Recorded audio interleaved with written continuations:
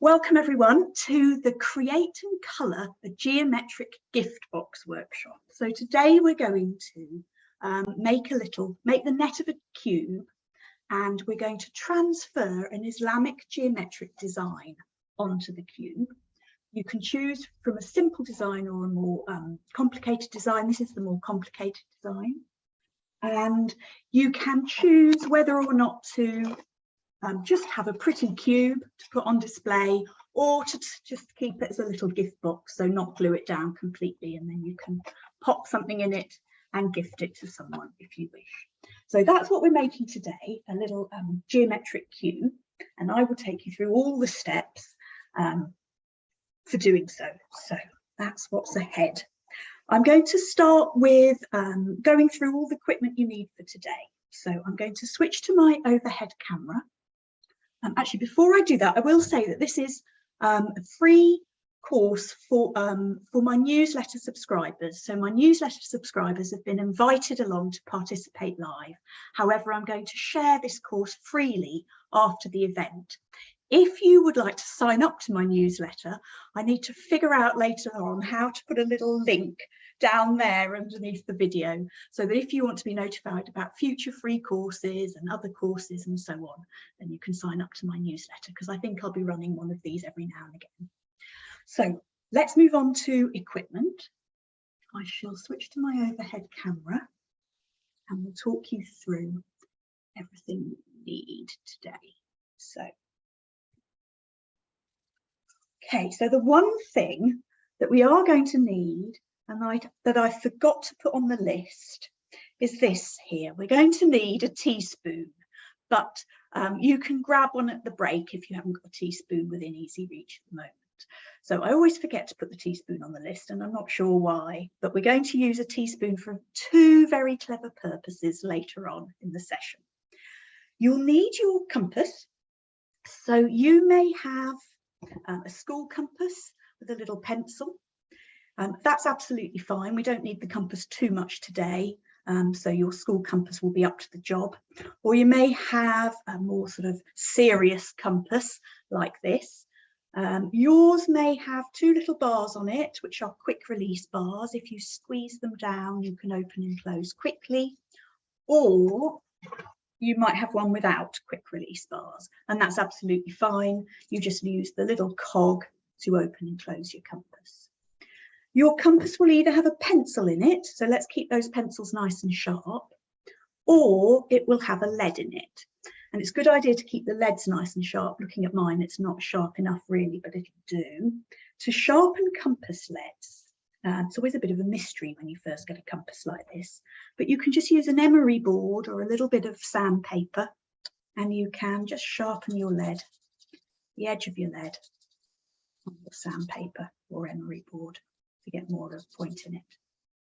Okay, so that's sharpening leads. You can get special lead sharpeners, and some special pencils, propeller pencils, have a little lead sharpener at the top in there, so you can put your lead in there and twist it around and it sharpens it to a point. So that's how to keep your compass leads nice and sharp. You're also going to need an eraser, just for mistakes and so on, and then you'll need an HB pencil, but it's also useful today to have a 2B pencil. If you haven't got a 2B, your HB will do, but the 2B is quite useful for when we get to the tracing and transferring part. So you'll need a pencil, you need a sharpener of some description, an eraser, and then optionally, you might want some colours. So you might want to colour your geometric box later on. You might want to use some colour now. So you might have felt tips, you might have coloured pencils or watercolour pencils. And you might want to outline the design before you colour it in or after you colour it in which case you might want some fancy gold or silver pens, that sort of thing. And so the other thing, the most important thing, which I nearly forgot about, was that you're going to need some paper. So we can construct our tile on any old paper. So if you don't want to use your expensive sketchbook paper or anything like that, you can just use a bit of paper from the printer. So this is just A4 printer paper here. I've got a few sheets because it's really useful to have something to press on so that your compass point, when it goes into the top sheet, has something to grip underneath.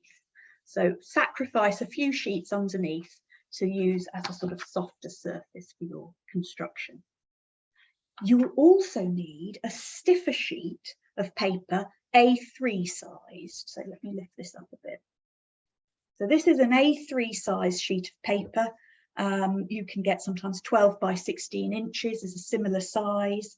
And our net is going to be constructed onto an A3 sized sheet of stiffer card or paper. Watercolour paper is perfect. That's about 300 GSM. That's great because then you can paint your design afterwards, but you might have some mixed media paper. This is 250 GSM. That's what I'll be using today. You may have a piece of card, anything as long as it's big enough and stiff enough to construct our cube. There's our cube from afterwards. So I think that's everything on the list. I'm assuming everyone's got a spoon at some point somewhere in the house. I think that's everything. Yeah, okay. So let's have a look. So we've gone through the equipment. I'm going to switch back to my face-to-face camera and we're going to have a brief introduction before we begin constructing to Islamic geometric design, because the two patterns we're going to be transferring onto our cube are Islamic geometric patterns. So it's always nice to have a little bit of background to the patterns we're going to be using. So I'm going to share my screen next and we'll have a little introduction.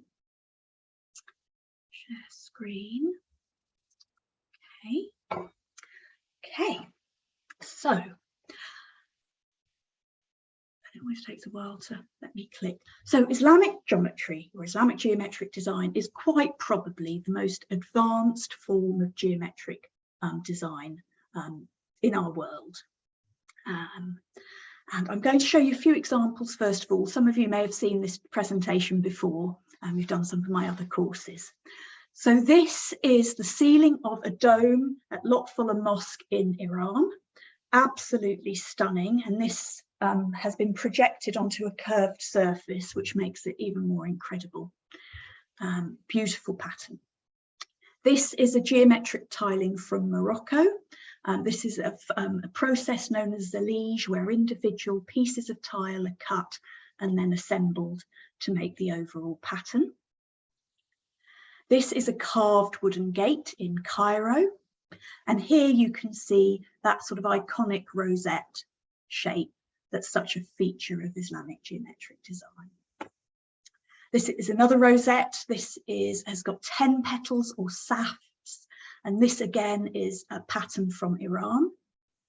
Beautiful pattern in blue and sort of copper. This is the Great Mosque of Paris in France. And we've got a rosette with too many petals to count, and then a very elaborate design around the outside, which fits together almost like magic.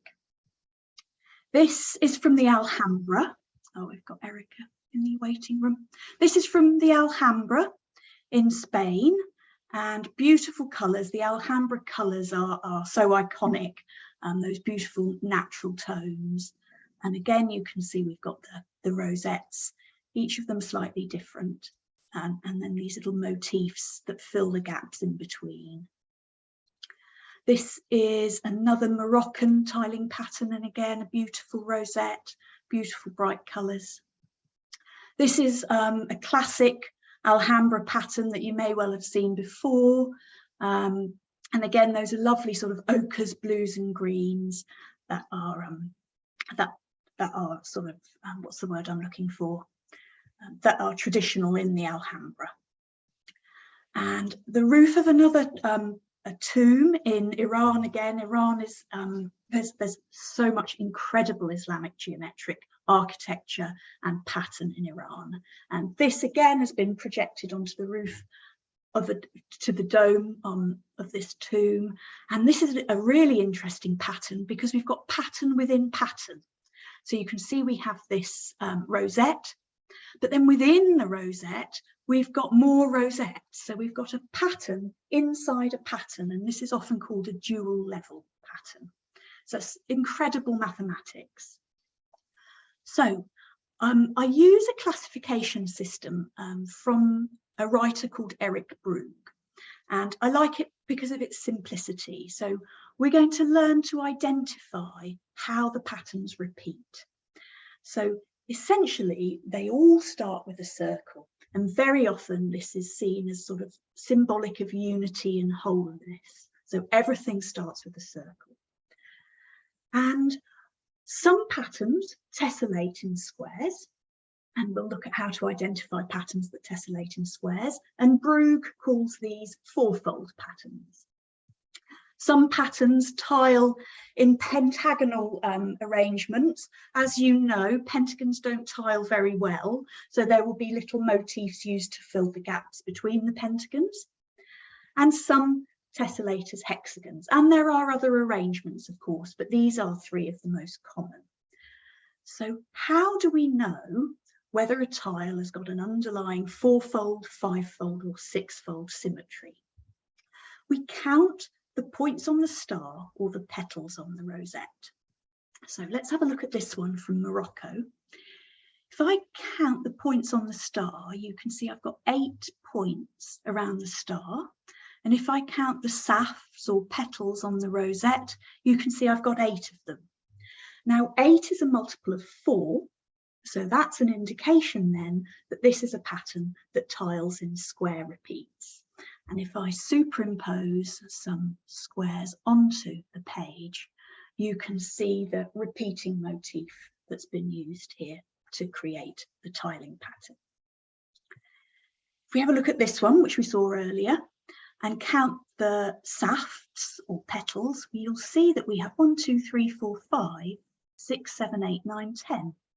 And there are also 10 points on the star. And 10 is a multiple of 5, so you would expect then that this has got a pentagonal repeat. And if I outline some pentagons, you can see that these pentagons have to fit together with little motifs in between them to fill the gaps. So very clever mathematics used to work out how to repeat these pentagons. And then last of all, this one from the Alhambra. This one's harder to see the repeat, I always think, but we can work out from the star, which has 6 points, that it's going to be a hexagonal repeat. Now, there are probably different ways of doing it, but this is the hexagonal repeat that I saw. So if you look at each of those tiles, they are identical. And that's the one way of repeating this hexagonal design. So now you all know how to analyse a pattern in terms of where the repeat lies. We're going to have a little look at sort of how the underlying system of constructing these patterns. So I said everything starts with a circle or a grid of circles. So all of these patterns with straight lines actually start with these curved lines, the arcs of a circle. And what happens is that we get intersections between circles and other circles. And we can use those intersection points to put straight lines through. So we might have something looking like this. We've put straight lines through intersection points of circles with circles. And what we've done now is we've opened up loads more possibilities because we have intersections between circles and circles. We have intersections between circles and lines, and we have intersections between lines and lines. So we have a host of new intersections that we can use to put new lines through and create a pattern. So for example, we might create something like this, and then we just pick out pieces of those lines, line segments. And it's those we use to create our repeating pattern, which might look something like this. So underneath all of these beautiful patterns that we've seen lies a grid of circles, essentially. So very, very clever. And I always encourage people when we make these grids to find patterns yourself, other than the ones we're learning together. See if you can sort of make up other patterns from your underlying grid, because they're very rich and they can be used in lots of different ways. So we're going to have a look now at the fourfold pattern. We need a fourfold pattern because we're making sides for a cube. So we're going to be looking at fourfold patterns that tessellate in squares. And we're going to, oh, I forgot to change this slide, hang on. So we're going to construct this construction from our grid of squares. We're going to have what's called a five circle grid. So we have one central circle and 4 around it. And that then allows us to create a square inside rather beautifully. So we'll be constructing this grid more than once this session. And then we'll go on and use our square grid to construct 2 Islamic geometric designs. We're going to start with this pretty 8-pointed star pattern, which we can see when it fits together. The gaps between the 8-pointed stars are these cross-shaped, sort of 4-pointed stars, if you like. And this is sometimes referred to as the Khatam, the 8-pointed star. And when it's tessellated and creates these crosses in between, then it's referred to as the breath of the compassionate, because there's seen to be an expansion into the star and a contraction into the cross, an expansion and contraction, just like breathing. So these are 13th century tiles, absolutely stunning, from what was Persia.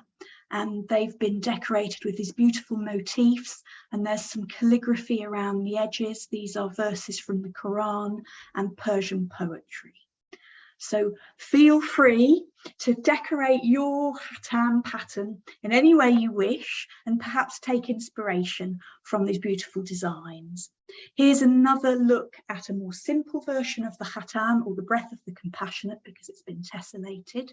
And we can see the 8-pointed star just there, and then the sort of plus or cross shapes that appear in the gaps as we fit our 8-pointed stars together.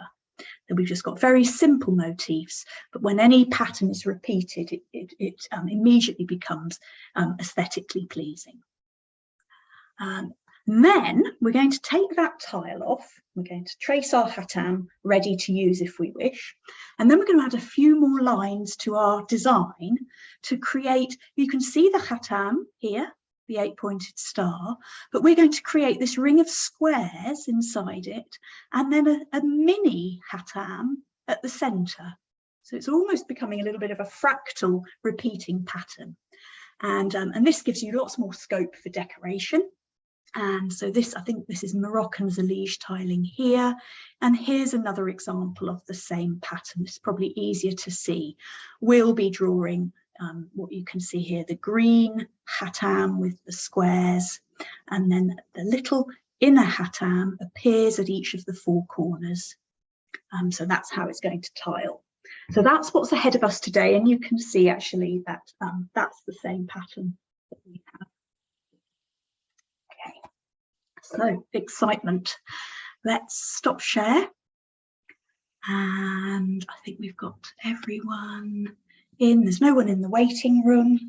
Right, I'm going to put my kit away and we'll get constructing. And I think let's construct the net of the cube first. So actually what I'm going to do is I'm going to show you the sequence of things we'll be constructing. I need to clear my workspace a bit. Okay. I'm going to switch to my overhead camera and show you the sequence of what we'll be doing. Have I got any questions, first of all? Any questions in the chat?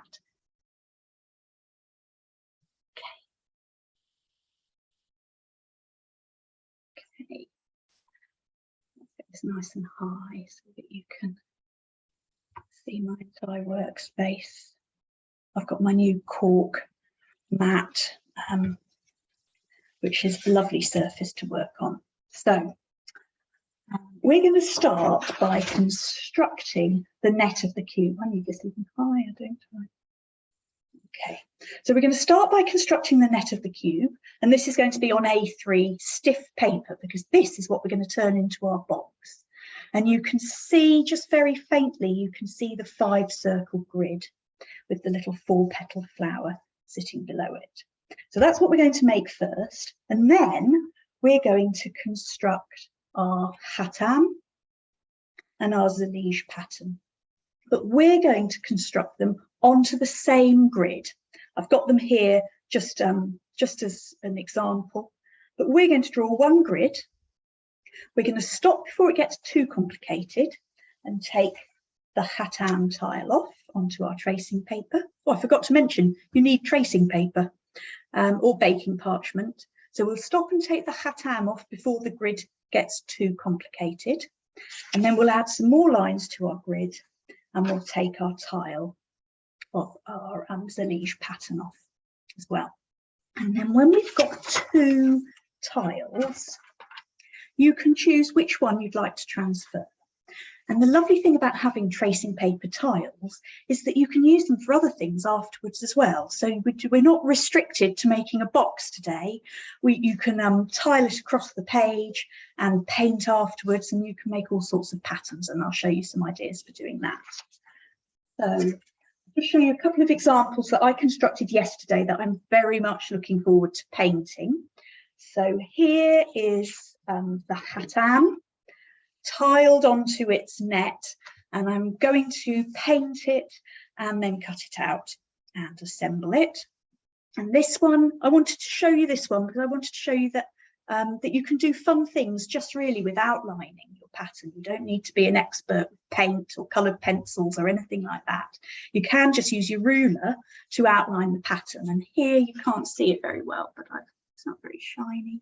I've outlined it in gold, in black. First of all, that was black Sharpie, and then gold pen either side. And I just did it by eye, which is why it's a little bit wonky, but I always think wonky things are more charming. And then this one I've done on black.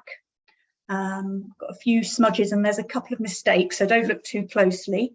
But this is the zellige pattern, and I'm looking forward to colouring this one in with perhaps some metallic watercolours or something that will really show up on the black. So these are the 2 patterns you can choose, or you could construct 2 nets and do both. So that's what's ahead. Oh, I'll show you quickly now before I forget. You can also tile your tiles just onto a flat sheet of paper and create a design that you can colour in a different way. So I'll talk this through in more detail when we get to the transferring stage, but you can create something like this. This is the zellige pattern tiled, and I've just erased some of the edge to make it a different shape. So you can keep your bits of tracing paper and then do all sorts of other things with them. So that's what we're up to today.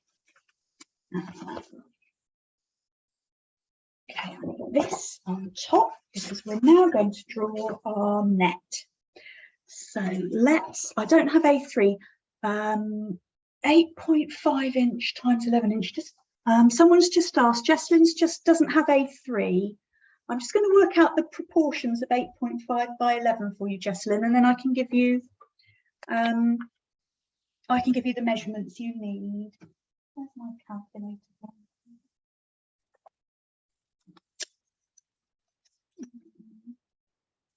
So it's roughly A4. So is that probably letter paper in the US? I'll just yes, I'll scale everything down for A4 and I'll put it in the chat. I'll put both measurements in the chat. So if you ever actually, just for reference, if you ever need to scale down to A4 or up to A3, you either multiply by or divide by 1.4 really will do it, which is approximately √2, because the proportions go up in √2. So if you want to make it bigger, you want to move from A4 to A3 or A3 to A2 times by 1.4. And if you want to shrink something down from A3 to A4, divide by 1.4. Okay, so that's what I'll be doing with the radius. So before we start and talk about radiuses, let's have our paper in portrait mode. So move that out the way. Okay, so we're starting with our paper in portrait mode, and we'd like a horizon line across the middle, halfway up. So, oh, I've left my rulers in the, cleaned my rulers because they were mucky and I left them on the kitchen sink. So we'll use this one. So grab your HB pencil and we're going to put 2 little marks halfway up the page. So I'm just going to move my camera down so that you can see the bottom of my sheet of paper. There. And if you're on A3, we're going to measure 21 centimetres up from the bottom of the page and make 2 marks, one on the left and one on the right.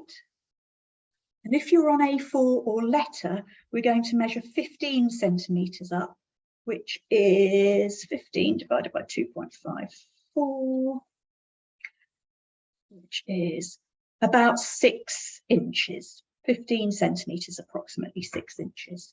So, so I'm on A3, so I'm making a mark 21 centimetres up from the bottom of the page on the left, 21 centimetres up from the bottom of the page on the right. And then put a light line through, because we don't want this to be too loud in our pattern. It's our reference line for getting everything nice and square on the paper. I'm going to put a heavier line through so that it's visible to people watching. So I'm putting a heavy line on. You just put a nice light line with your sharp pencil. So I'm in the chat. I might just put those measurements. So if you're on A4 or letter, that's 15 centimetres up. And if you're on A3, that's 21 centimetres up. Okay. And the next thing we want to do is we want to find the centre of that line. So if you're on A3, that's now 15 centimetres in. And if you're on A4, it's 10.5 centimetres in, or 10.5 divided by 2.5-ish is approximately 4 inches. So if you're on A4 or letter, we want to go 4 inches in, or 10.5 centimetres in. Okay, I'll pop that on. So if you're A4, you're going to go 10.5 centimetres, 4 inches in. A3 is 15 centimetres. Okay, and make a little notch, and that's where we're going to start our pattern. So the next thing we need to do, oh, we've got someone in the waiting room. Let's let Hadis in. Just give a moment for their audio to kick in.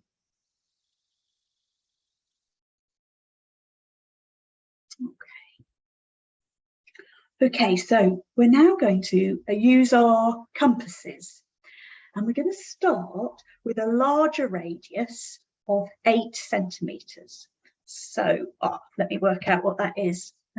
8 divided by 1.4.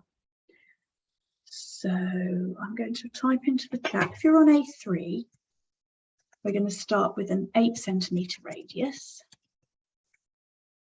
A4 is approximately letter size, so the measurements I give for A4 will work for letter. Yes, Sue's just asked. So if you're on A3, we're going to go with an 8 centimetre radius. And the reason I hate this ruler, I can't use my 0, measure from my 1 to 9, but you guys are measuring from 0 to 8. I'm measuring from 1 to 9. So 8 centimetres if you're on A3.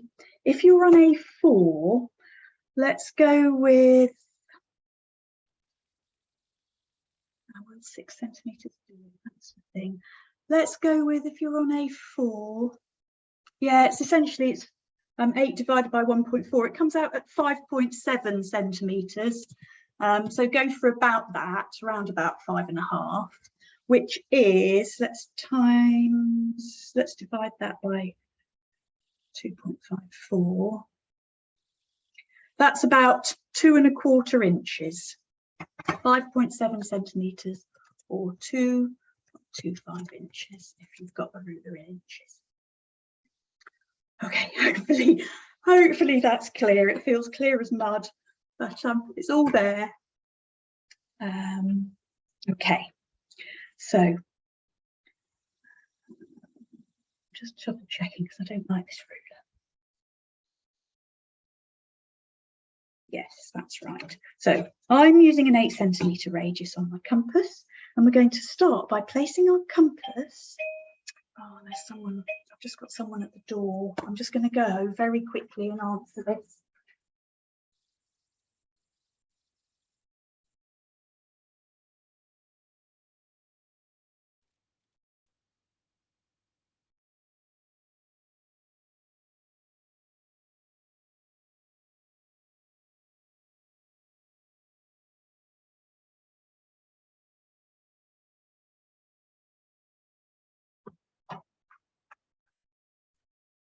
Right, I'm back. That saves me a trip to the post office later. So, amongst all the numbers, Erica, we are making, Erica's just asked, what are we doing? Which is a very good question. We're making the net. Yes, that's what we're doing first. So we're on A3 paper. That's why we're on A3. And this needs to be your A3 stiffish paper because we need to construct the cube out of it. So thank you for asking, because I don't know if I made that clear. So, it's an 8 centimetre radius if you're on A3. We've figured out the measurements if you're on A4. I think it came to about 5.7 centimetres. And we're going to place that compass point really carefully on that little central notch. And essentially with geometric art, it's where you place the compass that dictates how accurate your pattern is. And we're trying to keep as accurate as possible, although the nice thing is if things are a bit wonky, it really doesn't matter at all. But you might just get frustrated if your pattern's not very accurate. So we're going to take care over where we place that compass point. And I sometimes hold my compass a bit like a pen when I'm doing that step. So I just carefully place it down at that centre point. And then I move my hand up to the little twizzle at the top.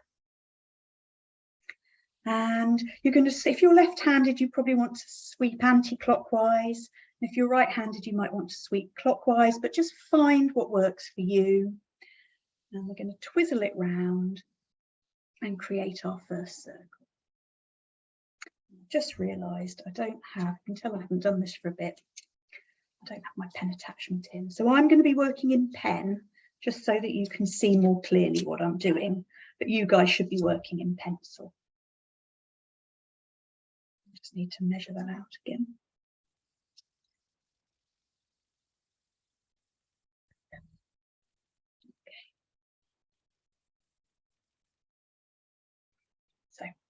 So we start with a circle. All the patterns start with a circle. Our horizon is just an anchoring point to keep everything square on the paper. But the whole thing could be done without that starting line. And then we're going to place, then we need the starting line. And then we're going to place that compass with the same measurement. And we're going to keep this measurement on our compasses for a while. So don't close your compasses. We're going to place our compass point very carefully again on the left or right, where the circle intersects the horizontal line. You should find a good little check is to just check your pen tip is going to go through the centre. And then we're going to put a large arc. You won't be able to fit a whole circle in, but that's fine. We don't need the whole circle. But you're going to put a nice big arc that fills as much paper as you've got left on the left or right. And we're going to do the same on the right hand side. So placing that compass point really carefully first, and then moving your hand up to the twizzle. I'm going to put a circle that will kiss its neighbour onto the right hand side of the page.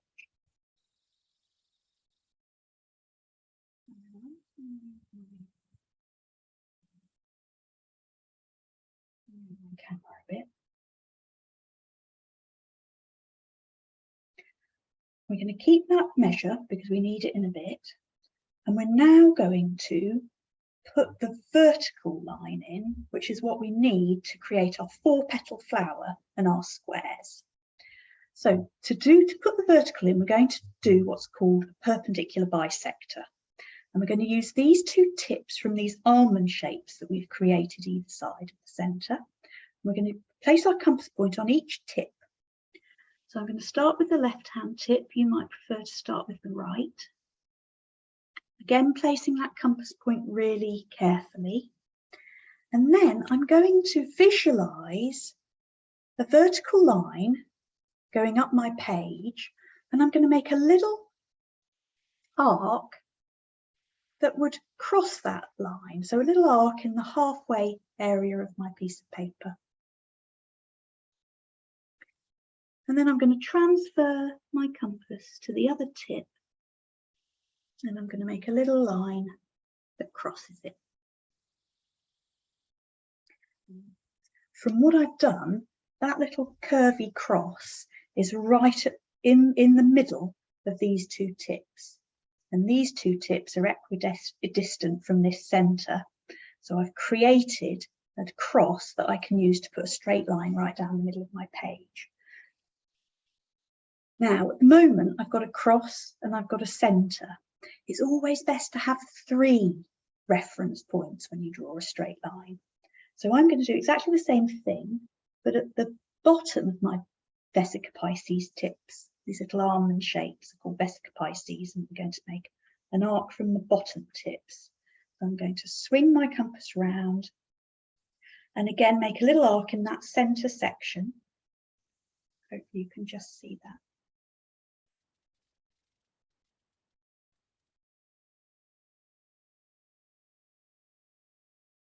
Then transfer to the other side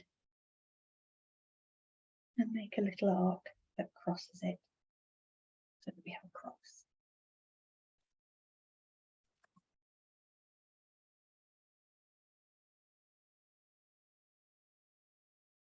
And we're going to finish off by placing our ruler. This is why 30cm rulers are best. We're going to place our ruler between the 2 points, checking it's going through the middle, checking it's going through each cross, and we're going to place, and you're going to do this lightly, I'm going to do it quite heavy. We're going to place our vertical line in.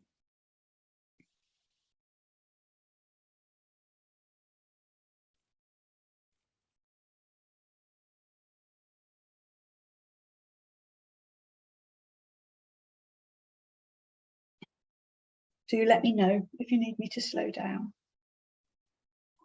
And we're going to, at the moment we've got 3 circles, we need 2 more circles, and we're going to use the intersection points that we've now created at the north and south of our main central circle. So I'm going to place my compass point carefully on that north point, and I'm going to draw a full circle. And you should find that it just touches the centre.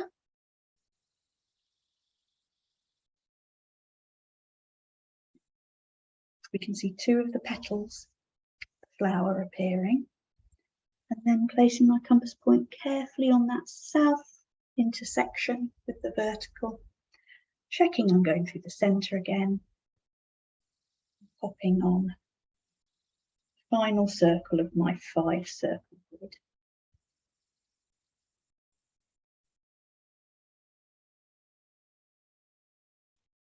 And although we're done with circles for the moment, we're going to keep this measure on our compass because we're going to use it in a little while. So don't close your compasses, just put them carefully to one side. And we're going to use our ruler next. So the lovely thing about this grid is that we can create squares from it that are the size of the radius of the original circle. So the squares in our cube are going to be 8 centimetres square, or what was it, 5.7 centimetres. So we're first going to put, and I'll have to double check, we're first going to identify these 4 petals and identify the 4 tips of the petals. There's 2 at the top and 2 at the bottom. And the first thing we're going to do is we're going to draw a nice long line through those petal tips at the top, and you should find it just grazes the top of the central circle. We're doing this in pencil. Again, nice and light, not too heavy. But these will be the edges of our squares. And we're going to do the same at the bottom. So eyeball the two bottom points of your petals. And you should find you're just grazing the bottom of the central circle as well. And put a nice long line through. So I'm going nearly side to side on my paper.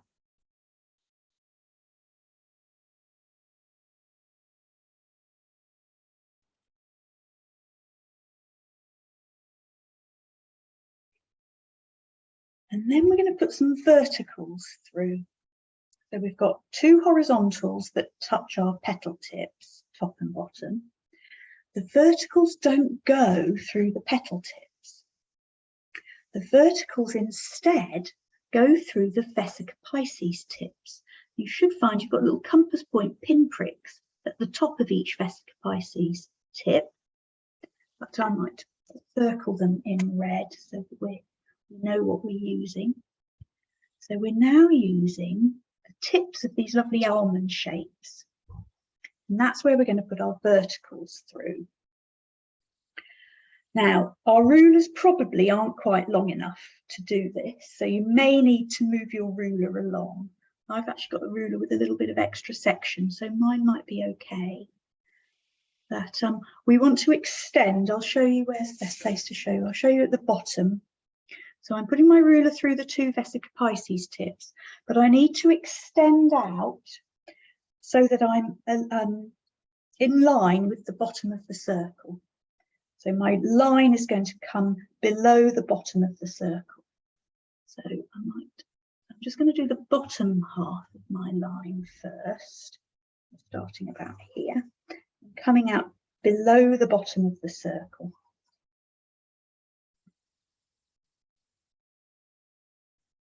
And then what I'm going to have to do, because my ruler's not quite long enough, is I'm going to have to move my ruler up.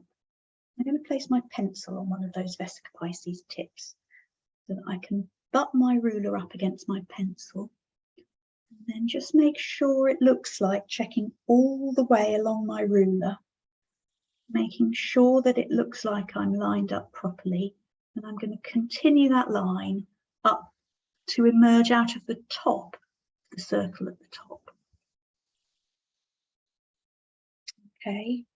And then we're going to do the same on the other side. So a really nice long line that emerges out the bottom and the top of the circles, but that goes through the Vesica Pisces tips. Pencil on tip, move ruler up to pencil. I'll do the top first. Line up with the other Vesica Pisces tip. Pop a nice long line there.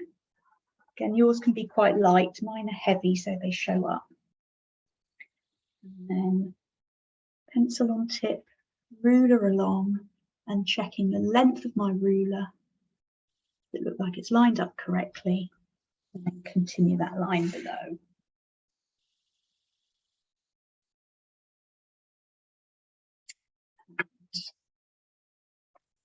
Hopefully you can see we've got two enclosed squares now for our net. And then we've got one at the top that needs a lid on, one at the bottom that needs a base on, and one either side that needs sides on. So the next thing I'm going to do is show you how we find out where those sides go. I'm going to pull my sheet of paper down. Work on the top half first, and I'm just going to ask if anyone needs me to pause a sec while they're getting their verticals on. Just let me know in the chat.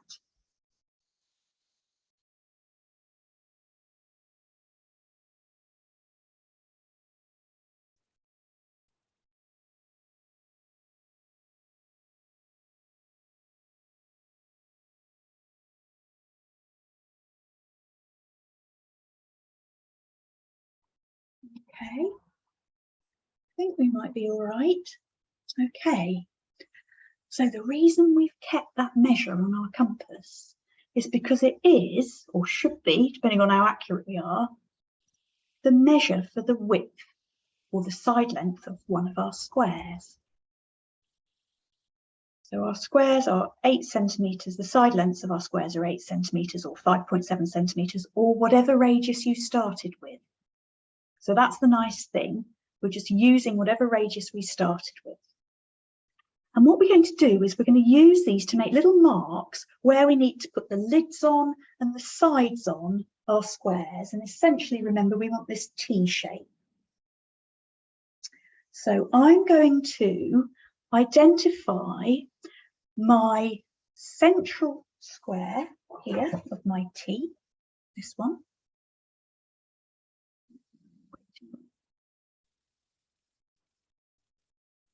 Okay. So I'm going to identify that central square in my T. So it's a little above the horizontal. So that's here. And I'm going to start at its top right vertex or corner. So notice this is not the Vesica Pisces tip. This is the tip of the square. And what I'm going to do is I'm going to use that radius, my starting radius, to notch the vertical, just a little notch at the top of the vertical.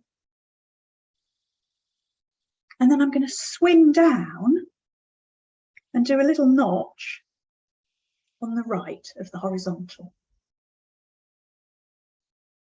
So I've made two, I've identified where my square edges are going to start. I'm then going to move across the road.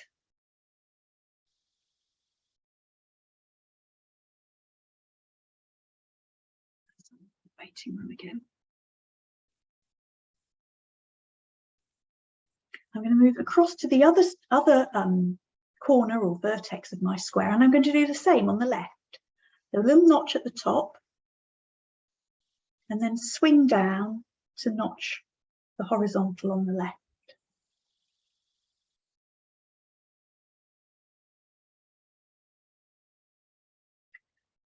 Now I've got the 2 marks for the lid of this top square, but I need another mark to enclose this square on the left and this square on the right. So I was here, I'm now just going to move down the edge of the square to this point here on the starting horizontal. And I'm just going to notch the left, and that's all I need on this one. And then move to the other side of that square and notch the right.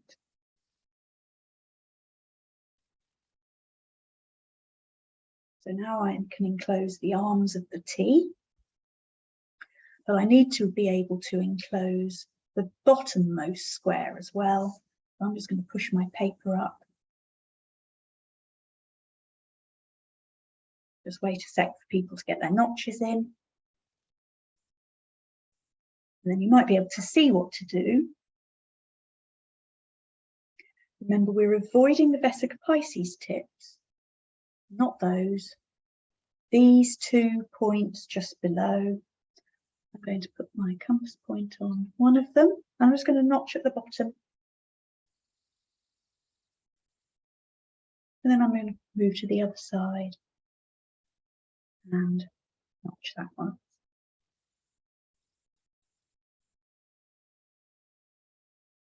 And then we can finish off by joining up our notches to make edges of our squares, which become the faces of our cubes.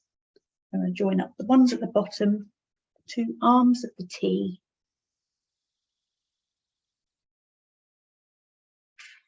I'm doing mine nice and heavy. Doesn't matter too much actually if yours are a bit heavy, because we're just outlining the edges of the square. And then I'm going to close the one at the top.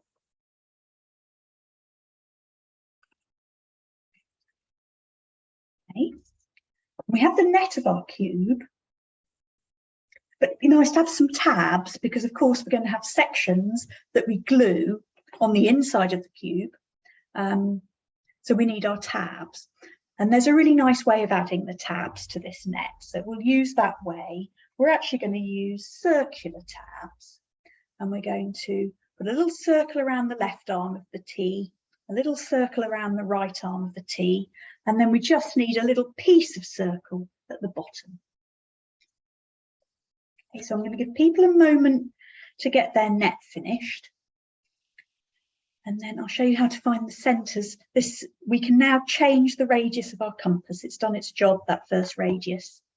And we're going to need the compass, but a new radius. And we find that radius right at the centre of the square.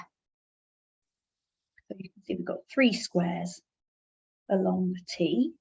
Now to find the centre of the square, you just put the 2 diagonals in. But you don't need to put the whole diagonal in. You can just put 2 little marks at the centre. So that's what I'm going to do. I'm going to work on my left hand of the T. I'm going to identify the square. And I'm going to place my ruler at the bottom left and top right. And then rather than put the whole diagonal in, I'm just going to put a little bit in the middle, like that.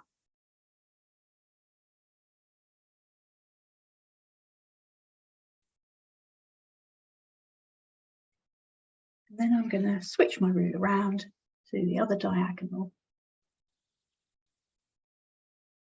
And trying to be as accurate as possible. Am I going through those 2 points?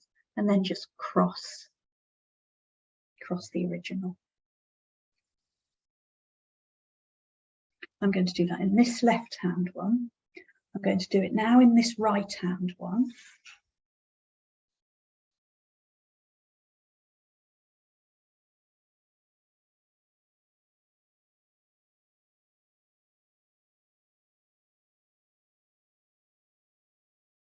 And finally,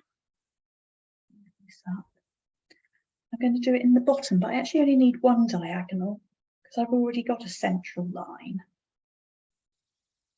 So this bottommost square, I'm just going to notch it once. Where it crosses that vertical, that's the centre.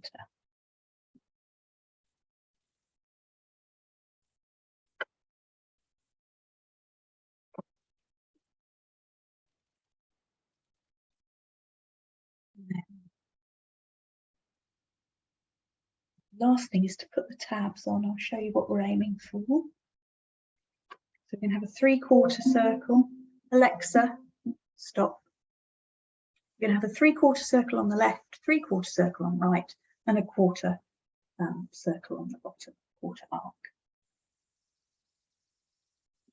So how do I find that width? We take it from the diagram. So I'm going to place my compass point carefully on that cross I've made, which is hopefully at the centre, but we are going to double check. I'm going to extend it to one of the corners of the square and just adjust it till it looks like it's hitting that corner. And then I'm going to double check that it's hitting the other ones. So before I lay the compass down, I'm just going to double check. And I think actually mine is not. It could do with being a little bit wider. Maybe moving the point slightly down. I've just made mine slightly wider. Now I'm checking again. Happier with that. I'm going to put 3/4 circle.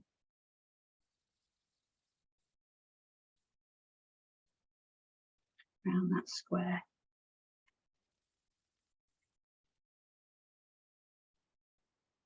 Oh, the radius is taken from the design. So it depends what size your squares are. So to find that radius, we place our compass point on that little cross we've drawn at the circle of each of these 3 squares. And we extend our compass up to one of the corners of the square. That's the radius. So it's not a measurement as such, it's a proportion. Just check that your circle is going to enclose all 4 corners of your little square. When you're happy with it, put on 3/4 of that circle. Okay. And then hopefully that's the right measurement, should be the right measurement for the other 2 squares. So I'm going to place my compass point on the centre of the right-hand square this time, and just double check it's going through my corners. Looks all right, doesn't have to be perfect because nobody's going to see this bit. And then pop on 3/4 circle on the other side.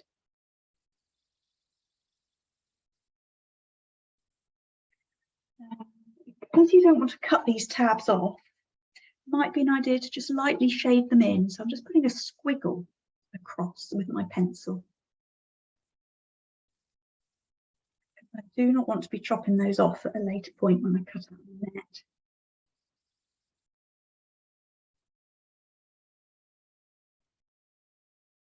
Okay. And then we just need 1/4 right down at the bottom. So same measurement. Find where your diagonal intersected your vertical. Pop the compass point on there. And pop just the bottom arc. That's all we need. And that's the final tab.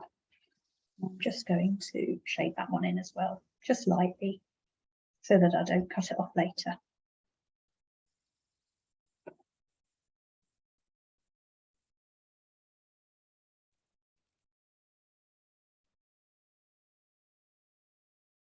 Okay.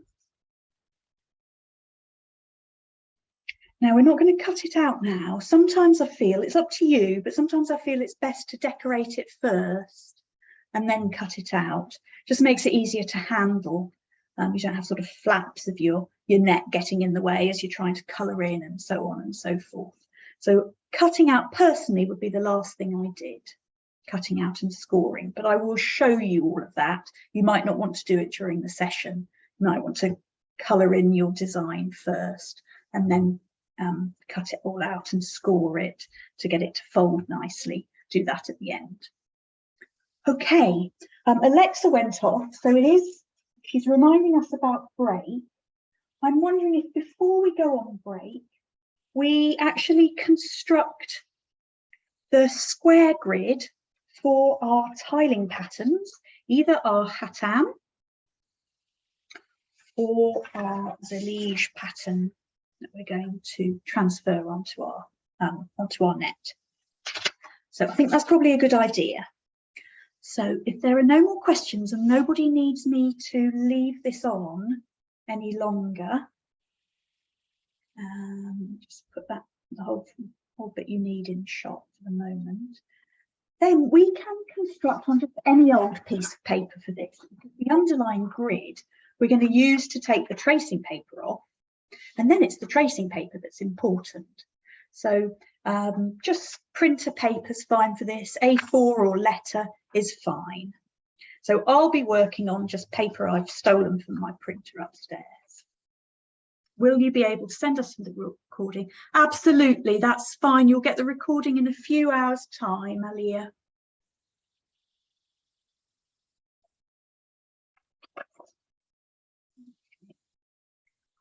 Okay, and someone else has just entered. I don't know, it was Sherry. I don't know if she dropped out and then got back in.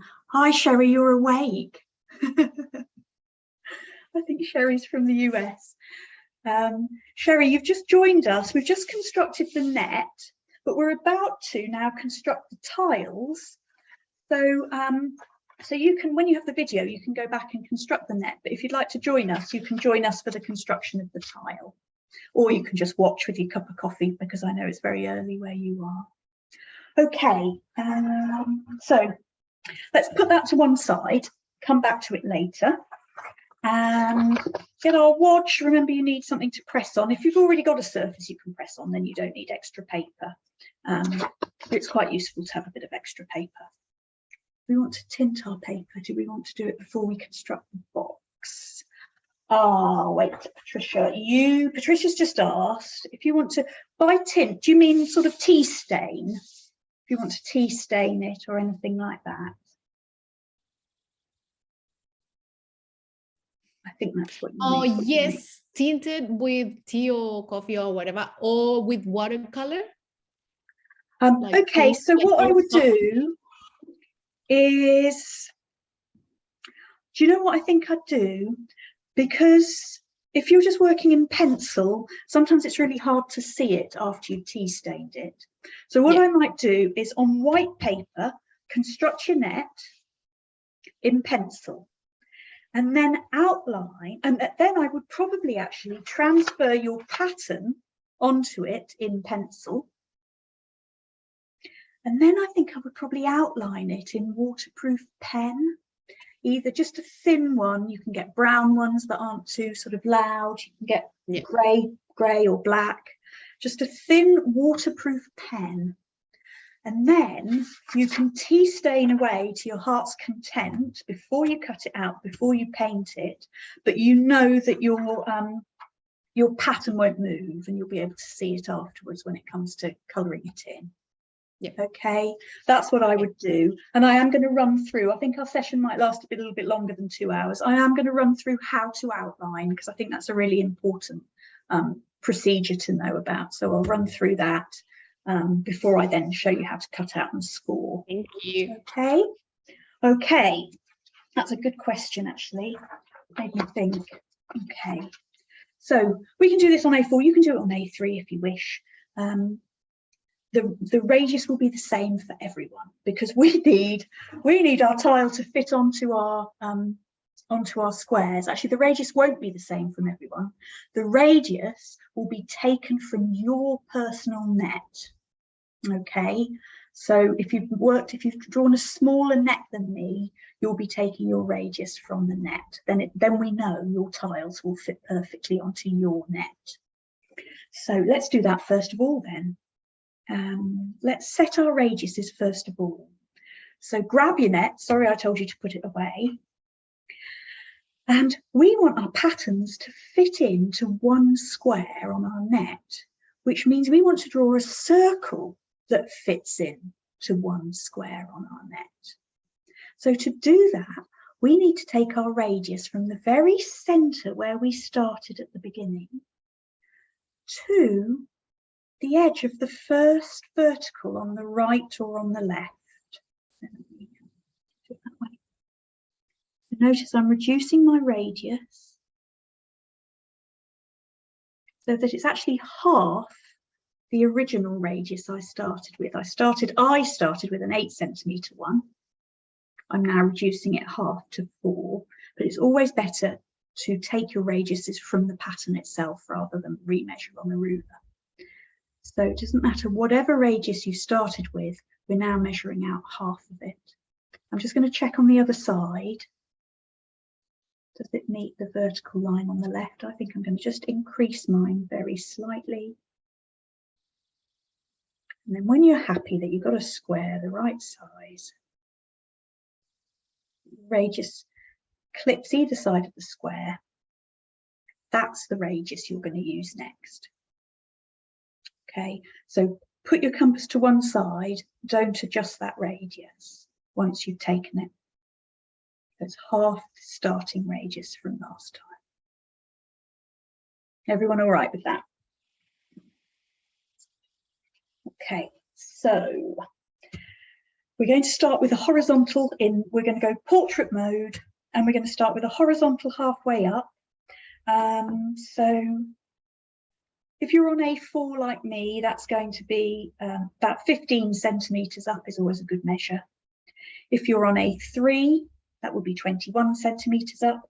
If you're on letter, I'm not sure, but it should be easy enough to work out. So I'm going to go 15 centimetres up, on the bottom of the page, a little notch on the left and a little notch on the right. I can tell my pencil's not very sharp. I need to sharpen that. And then you can put a light line through. Mine's heavy as always, so that it can be seen. Okay, that's our horizon line, just to place our square at the centre. Mind you, it doesn't matter where it is really. And then we want to start in the middle. So measuring from the left or right of your page. On A4, that's approximately 10.5. So I'm going to go for 10.5. If you're on A3, it's approximately 15 centimetres. So 10.5, little notch at the centre of that line, just so we're placing our tile in the middle. Because I'm on A4, I can bring my camera down a bit. There we are.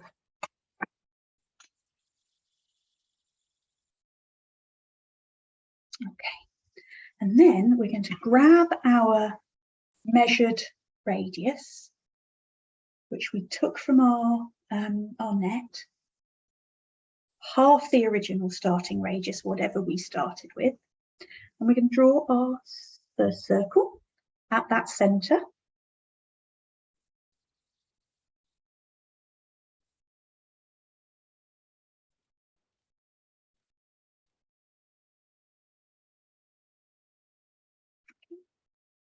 Raising my, are there hands? Someone raised a hand. I can't see everyone's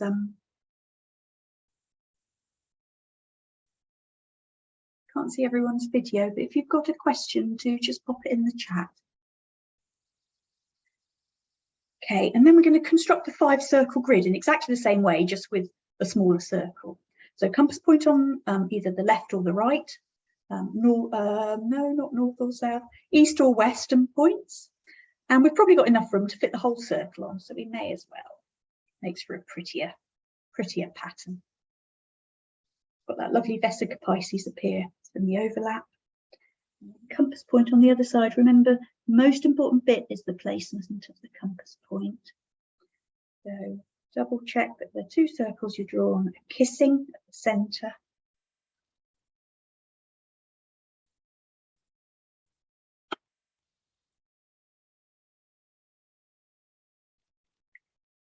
And then we're going to need our vertical line down the middle. And for that, we're going to identify these 2 almond shapes at the left and right of the centre. And we're going to use the tips as before. So I'm going to place my compass point on one of the top tips carefully. And we're going to visualise a line running down the centre. And I'm going to draw an arc in that central zone that would cross that line.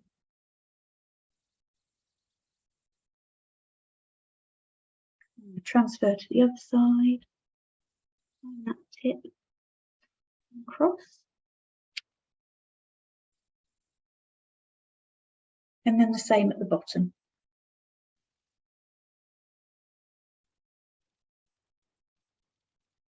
Use the bottom 2 tips to make a little cross in the central zone.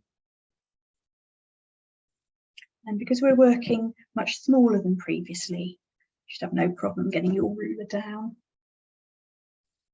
So I'm going to place my pencil on one of the crosses, butt my ruler up against the pencil, and then just make sure I'm aligned with the centre and the other cross. When I'm happy, I'm just going to draw a line.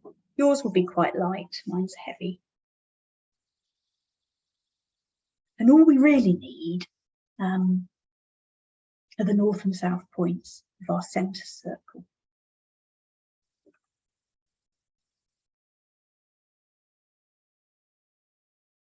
We're going to pick up our compasses with that same measure.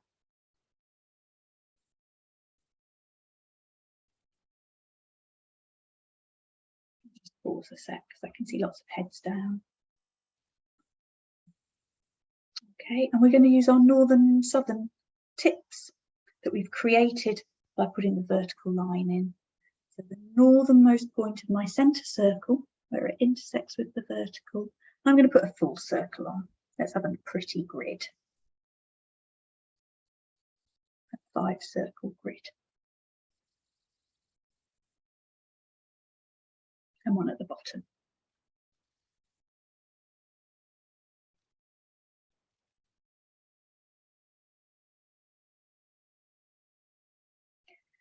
And we're done with compasses, I think. Are we done with compasses now? I think it's straight lines from here on out. I might be wrong, but I'm going to take my pen out and put its lid on because I think it's mainly ruler and straight line work from now.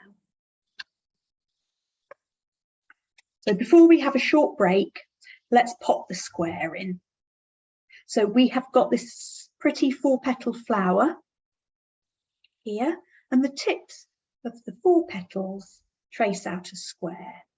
So we're going to pop that square on. So you'll find that it grazes the outside of that centre circle as well. So check all 3 points. I sometimes leave a tiny little sliver of a gap, or sometimes put my pen down first and then butt my ruler up, just to take account of the width of the pencil or the pen. I would do this in pencil though, if I were you. I'm just going to enclose my square.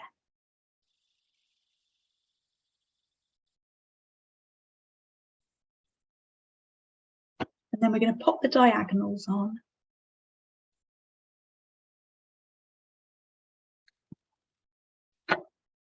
And then it's ready for our Khatam.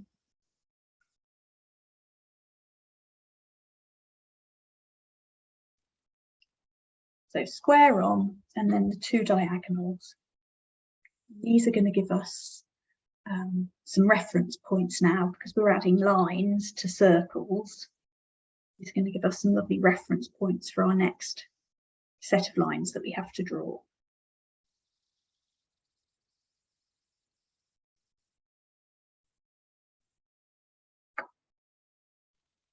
Okay. Okay, and I think now's a good time to have a short break. What is the time? 11:18, 11:19. Let's have, because we might need quite, I'm thinking the session might last quite a lot longer than 2 hours. I never get it right. I did say 2 hours-ish. So let's come back at past. That's 10 minutes. So UK time, we'll come back and start again at 11:30 a.m. So I'll just leave that in shot there as a reminder, and I'll leave that pattern on screen if you're catching up. And I'll hang around for a bit just in case there are any questions or anything. If anyone would like to unmute and ask me anything, you can do. If not, pop off, put the kettle on, have a comfort break, and I'll see you in 10 minutes.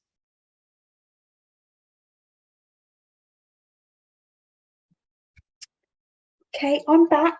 Got about a minute left to settle down, and then we'll get cracking and draw our 2 patterns.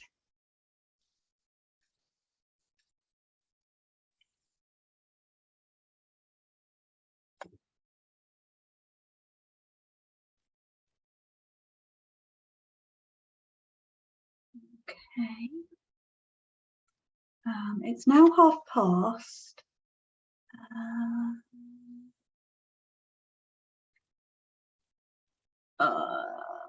Let's ask you, I'm going to go back to, I think I'm going to assume, we're all here. We won't start constructing just yet. I'm just going to talk you through the 2 patterns. So if you're just settling yourself down, you just need to watch for a couple of minutes. So the Khatam itself, the 8-pointed star, we can see is constructed from 2 squares. We've got 1 square and then another square the same size that's been tilted and sitting on top of it. And you can see, I might zoom in a bit, we can see that from the intersection of those lines we've got on our pattern, those diagonals, and that first circle we laid down, where the diagonals hit the circle, those are going to be very important points in the construction of this Khatam. So I mentioned in the presentation at the start that intersections of circles and circles and lines and circles and lines are what then create the pattern that sits on top of the underlying grid. So yes, so these 4 points where the diagonal intersects with the starting circle are going to be important, as are our north, east, south and west points of that starting circle. So we're going to use those 2 groups or sets of points to construct our Khatam. Now our Khatam the square only extends out to here, but we're going to extend our lines all the way to the edge of the tile, because when we then add the extra lines needed to create our zellige pattern, we're going to need those extra little bits of line. So essentially then, once we've got our Khatam, we put some new lines on that run parallel to each other, and those new sets of lines create this little ring of squares and a new baby Khatam at the centre. So that's what we're going to do, except we're going to do it all on the one grid. So here we are with our grid. Hopefully, I'm a bit wonky now. That's because I zoomed in, isn't it? Just get that all set up again. So hopefully we're all happy with our square in our 5-circle grid. So the next step is to put on the 2 squares that are tilted about each other. So I think I'm going to construct these in red, just because I construct in black, it's all a bit heavy. So I'm going to put the Khatam in red on top. So the first square we're going to put on is the one that goes through north, east, south and west of our central circle. So I'm simply going to join those 4 points up and pop the square on. And this square is teetering on a tip or vertex.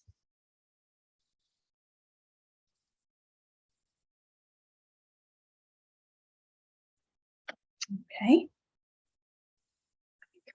Actually, that's better.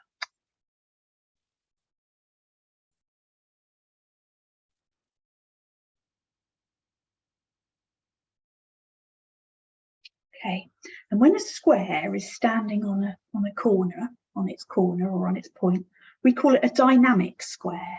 Dynamic means movement, and this square would sort of be wobbling if it was actually standing on a tip or on a corner. We're now going to put the static or non-moving square in. So for those, we need, I think I'll do it in red, we need these 4 points where the diagonals of our square cross the starting circle. So one here, one here, one here, one here. So eyeball those, you don't necessarily need to circle them. And we're going to put 4 lines through those points. So I'm going to start at the top 2 points and put my horizontal line through. And we're going to go from side to side of the whole square. It doesn't matter if you emerge outside of the square, we just take our tile from the square.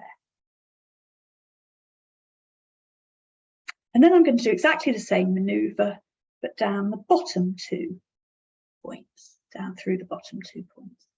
So another horizontal line.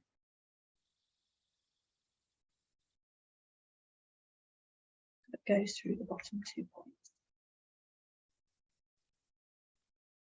And then we're going to finish off with 2 verticals, going through the same points, but different pairs of points. So I'm going to do my left-hand points first. I'm going to pop my vertical line through them. If you've got any lines on your ruler, you can just check that you're parallel to your original starting vertical, which I can just see under my ruler here. And because I've got some grid lines on my ruler, I can check that my grid lines are equidistant from that starting vertical, so that I know I'm still sort of more or less vertical. I pop my red line down through those 2 points on the left, and then the 2 on the right. I might turn my ruler around so I can use the grid lines. Check this looks okay.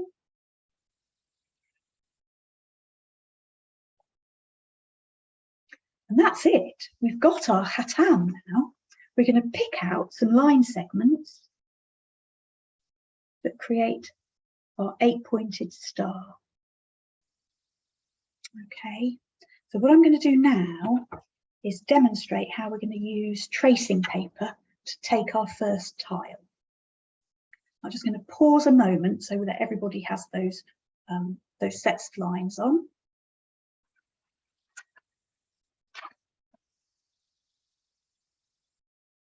I might lift my camera a bit.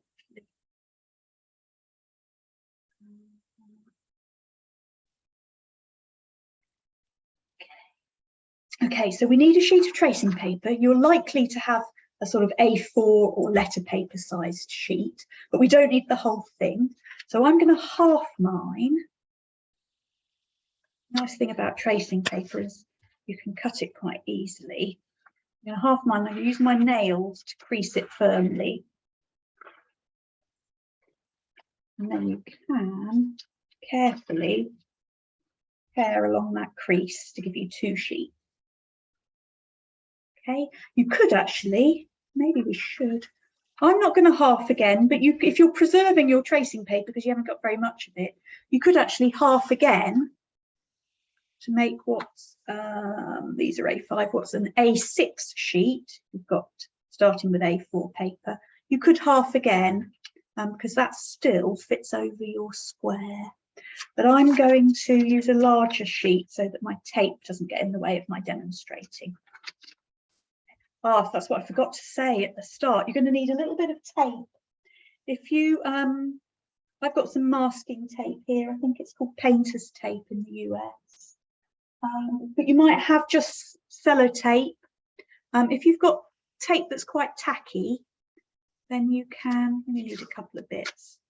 You can apply it to the back of your hand and remove it a couple of times, and it detacks it so it's not quite so sticky, because we don't want to tear our paper when we take our tape off. So I'm going to align my tracing paper over so that it's over my square. And then I'm going to place a little bit of tape at the top and bottom, or you could place a little bit of tape left and right. But 2 pieces is enough.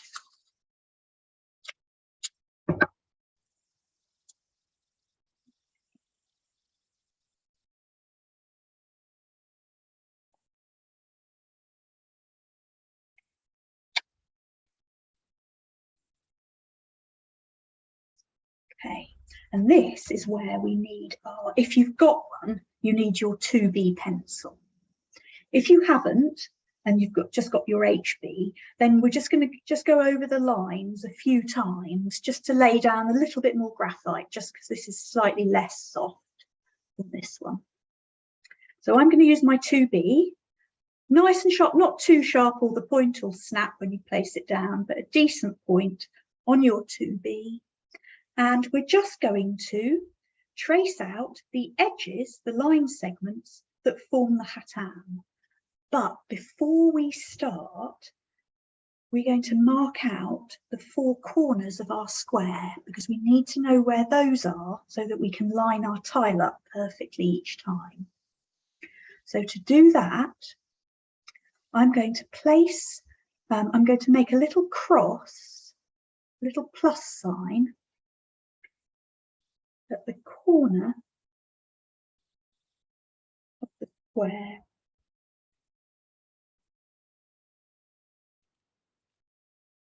You can do this with either HB or 2B. If I lift up my paper, you can see the 2 little pluses I've made. And now I know where to place my tile. I can line it up with my net, the squares on my net.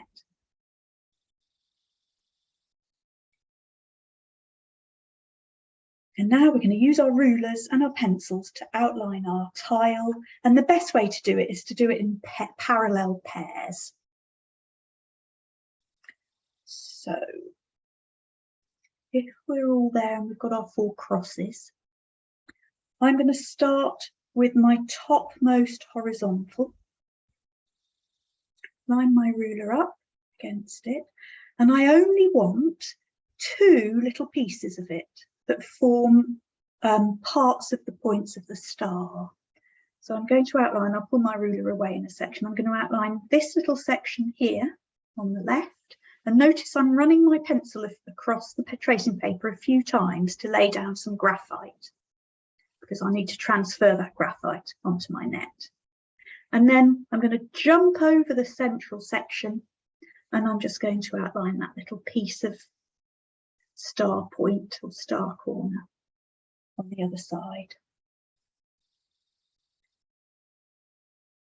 Okay, hopefully that's clear.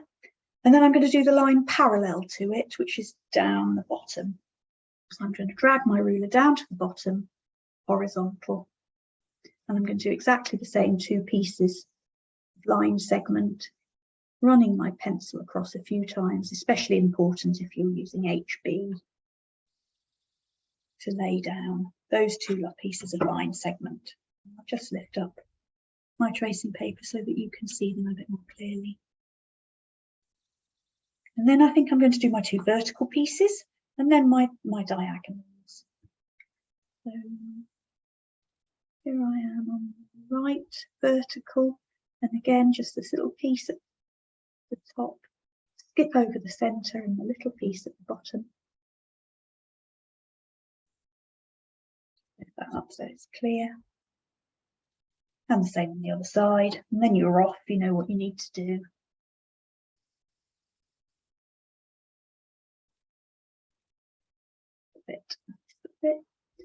Running my pencil over a few times. So now I've done my horizontals and verticals. I'm going to finish off by doing my diagonals.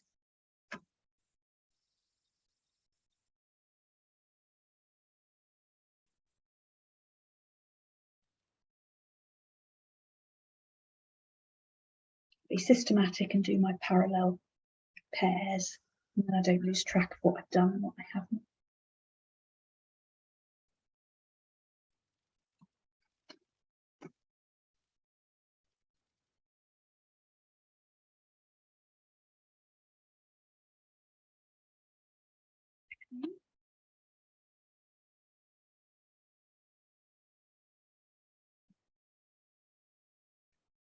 I need to keep raising my hand.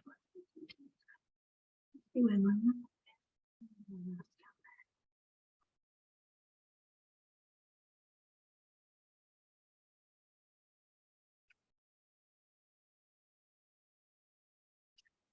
okay.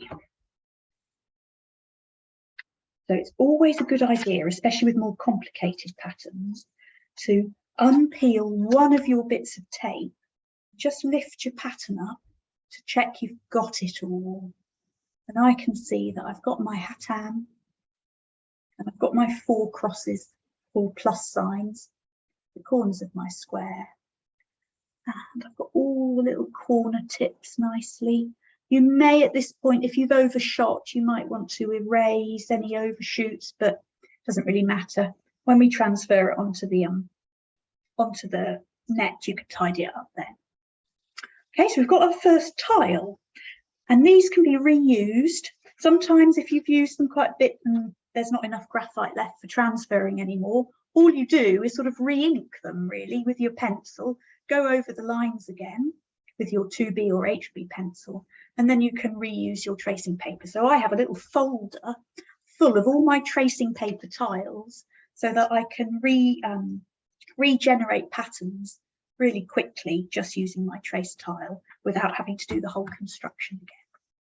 So they're really handy. So we've got our Khatam.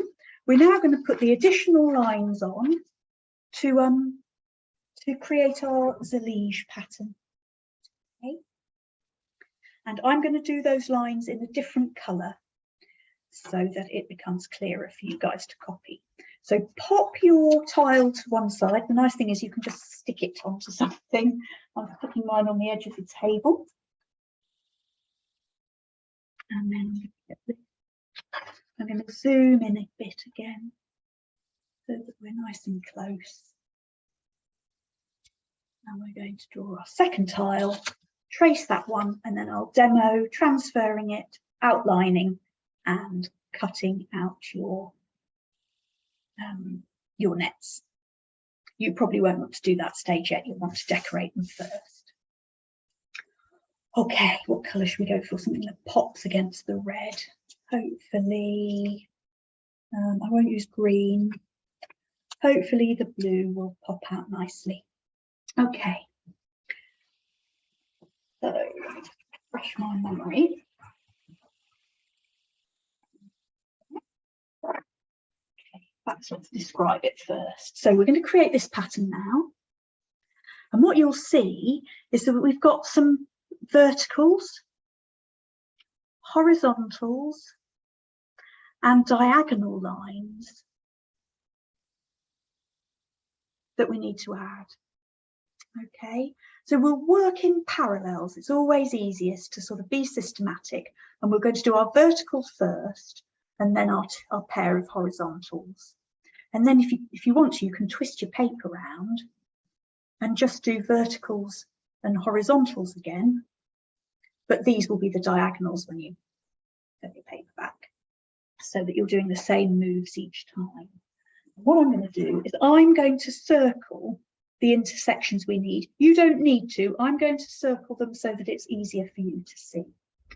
So I'm going to look at the top point of my Khatam, and that's a little triangle. And the left and right vertices of that triangle, I'm going to circle. So you'll see that there are intersections between lines, and the original, one of the original circles.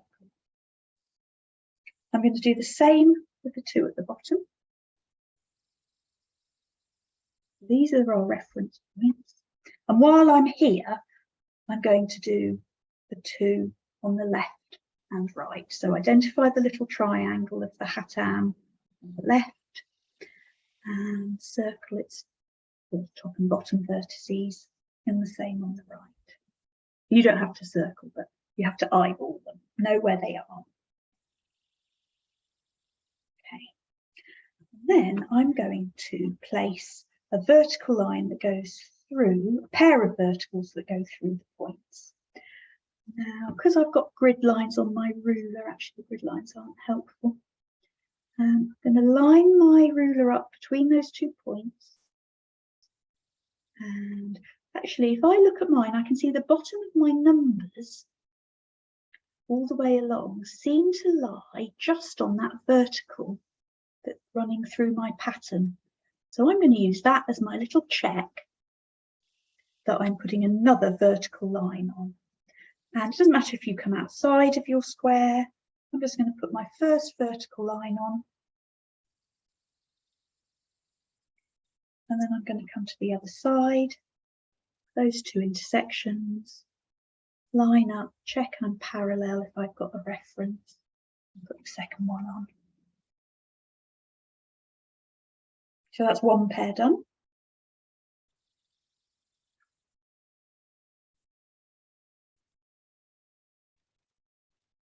And now I'm going to do the two horizontals, one above the original horizon and one below the original horizon. So I'll start with the one at the top, going through those little intersections that we've eyeballed, checking that if I've got a reference, I can use it to make sure I'm running horizontal. Got one, drag my ruler down.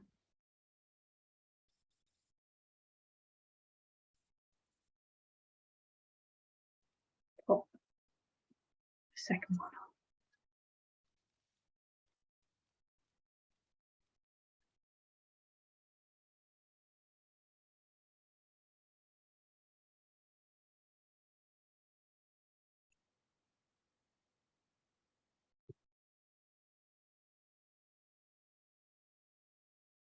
You can see we've now enclosed 4 of the little squares.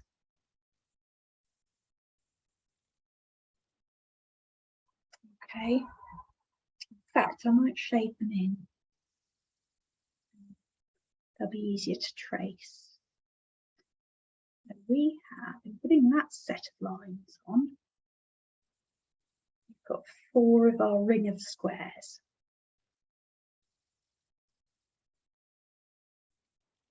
Now, to put the edges on the other 4 squares, we need to put pairs of diagonals on. So you can either line your ruler up on the main diagonal of the square and then move it up to find 2 intersection points and then down to find 2 intersection points and put the parallel diagonals on that way. Or you can twist your tape around so that you've turned your tile into a dynamic square teetering on a corner. And you can just put a vertical pair through and a horizontal pair through. So that's what I'm going to do. I'm going to turn my page so that my tile is dynamic. And I might do these in green. I'm going to choose a pair of intersections at the top, either side of that. What's my vertical, and below. Place my ruler through the pair.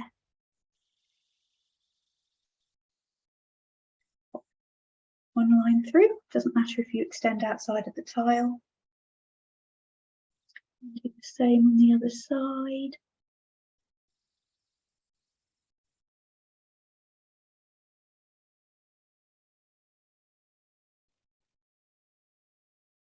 And now I just need to put the pair that run perpendicular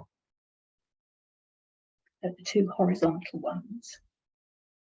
Horizontal because I've changed my tile, moved my tile around.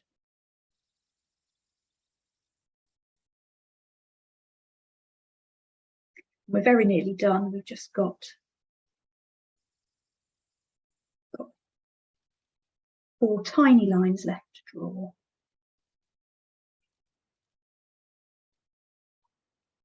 I'll leave that there just for a sec. You should find that we've now enclosed 4 more little squares and completed our ring.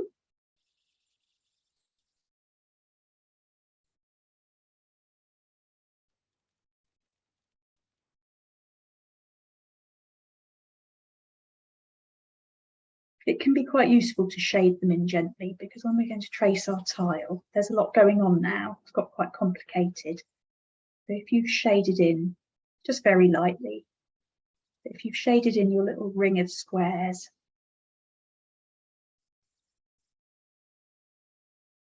that's going to be useful to you. I'm now going to turn my paper around so my tile is static. And I'm also going to shade in the baby Khatam that sits at the centre because that's going to be useful as well. So where this square, the squares all touch the tips of the Khatam. Hopefully this will make it pop out.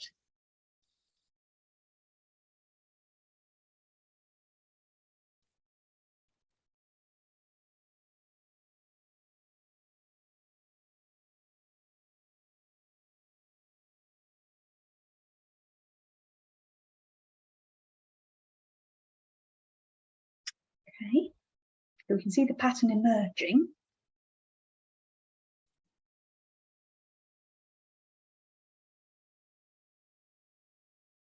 And what I'm now going to do is I'm going to shade in a quarter of that Khatam because we want that to appear in each of our 4 corners. And you'll see we haven't quite got enough lines yet. So I'm going to shade in the top right quarter of my Khatam, just a bit darker than everything else.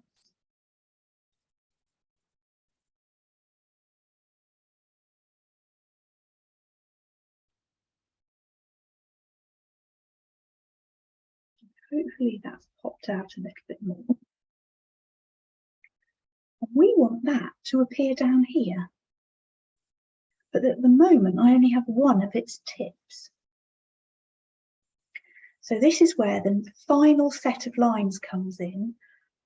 We need to join up where our diagonals, what are now diagonals, our diagonal tram lines, where they emerge from the edge of the square tile, we're going to put a line across those 2 points.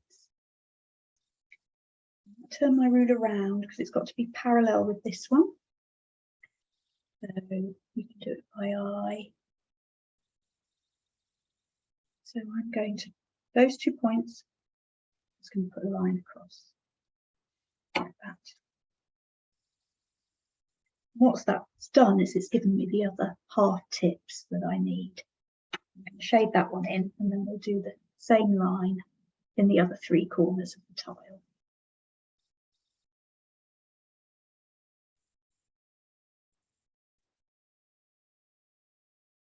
Okay, so we can see now that mirrors that piece.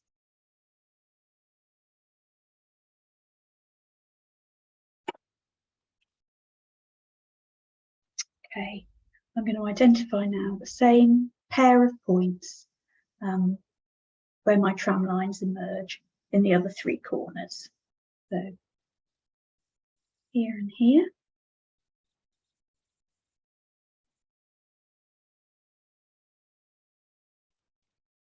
Here and here.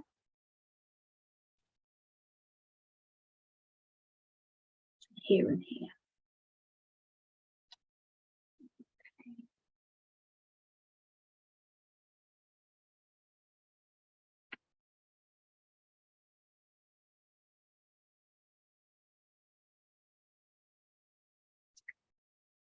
Once you've identified those points, it doesn't matter if you put little circles on, because remember we're taking our tile off the top, so this can get as messy as we like. We're going to join them up. Put that final line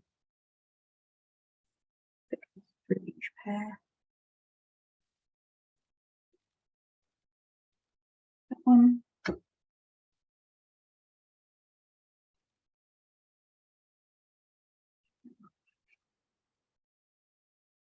And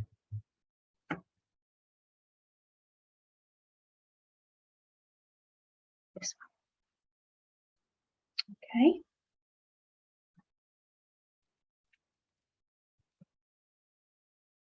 And I'm going to finish off by just shading in these quarter stars in each corner so that we can outline them really easily.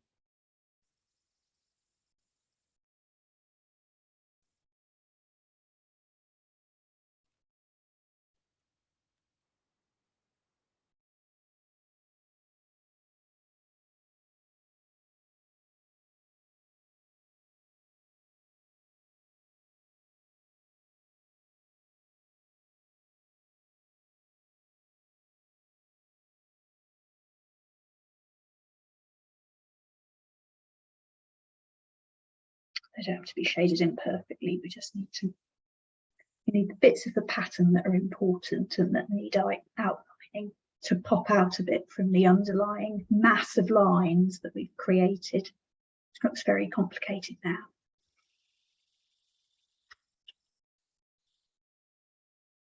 Okay, so I'm just going to pause for a minute or so that everybody can get to this stage. I'm going to make myself pause, because sometimes I say I pause and then I don't really pause. So I'm going to have a little swig of my water bottle.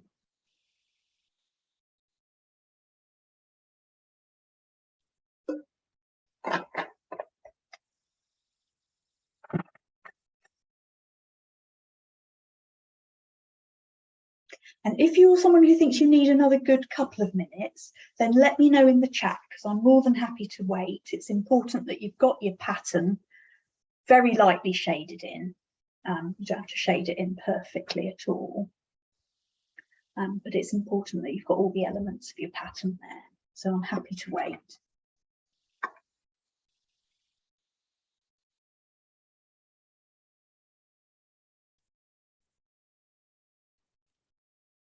That's fine, Aniola. Just let me know when you're done.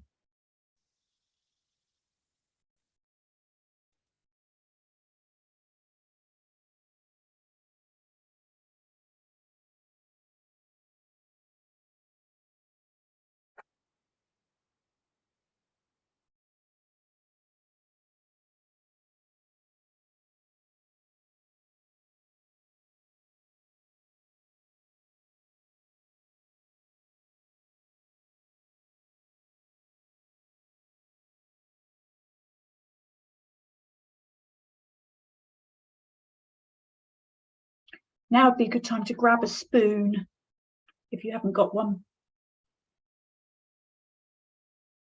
Spoons are pretty magic.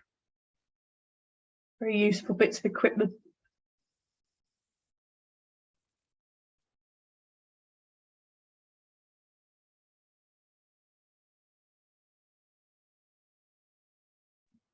Clarissa? Yes, is that Petita? Yes. When you transfer this one to a black paper, yes, this style of black paper, that do was you do very it? difficult. Yes. That's what I was asking you. Like, what do you use for that one? Just the so I pen? just did it from graphite. Where's my little, so I just used the same piece of tracing paper that we're going to create together. Yeah. And I transferred it, and then I had to keep tilting my paper to the light to see the pencil lines. So it was difficult to outline, which is, I'm going to blame that reason on why there are mistakes in this pattern, because it's really difficult to see the pencil lines. Yeah, it's hard. Yeah, so yeah, I was in a rush yesterday because I wanted to get these done before today, but it's something, it's possible to do, just take your time. Yeah. Yeah. Thank you. That's all right.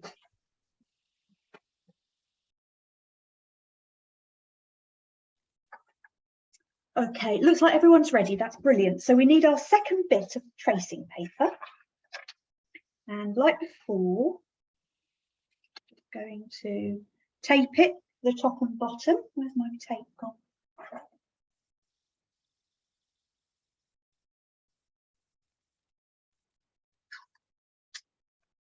Just like before. And grab your 2Bs if you've got them. If not, lots of lines with your HB.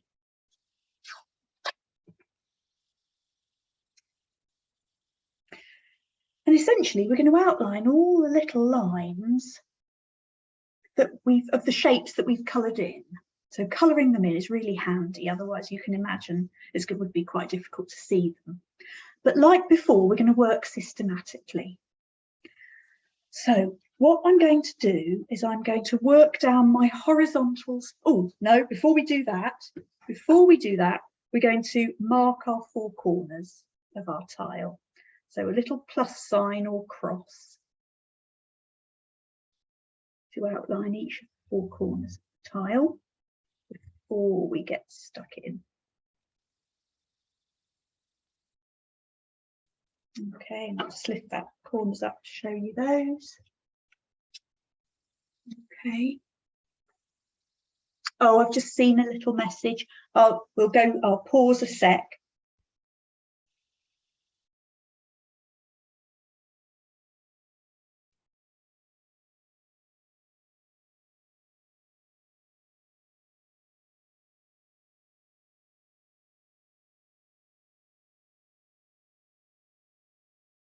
Okay, brill. So we're going to work systematically.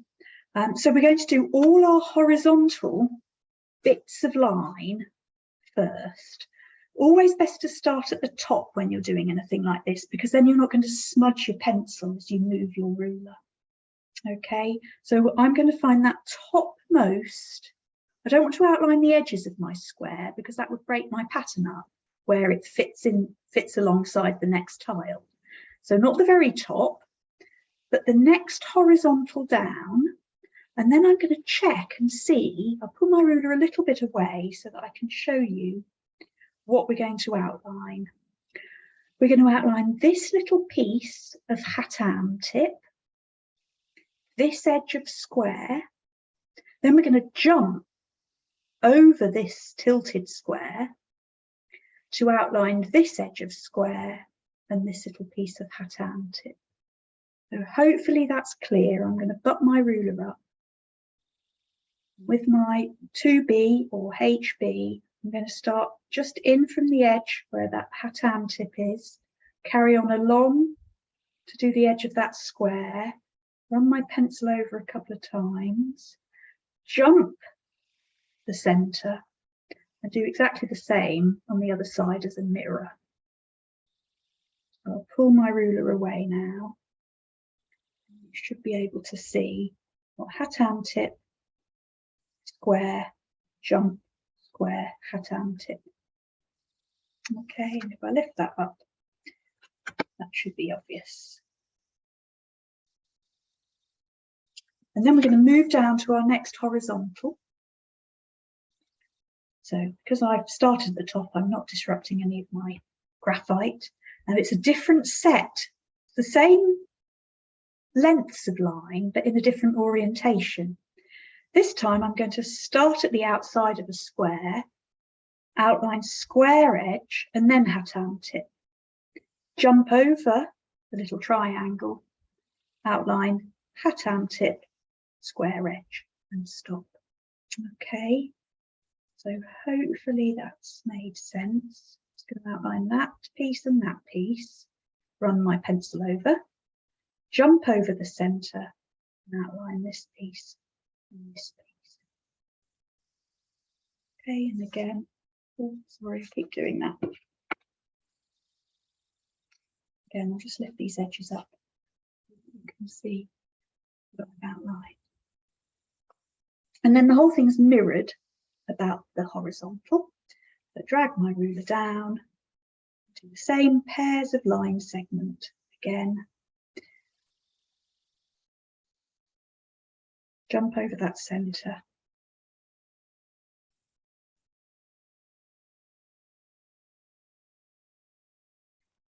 Ruler down to the final horizontal, which is the same lengths of line segment, but in a different, slightly different place.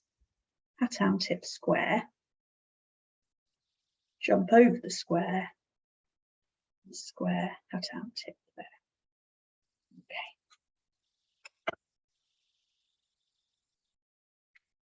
Okay.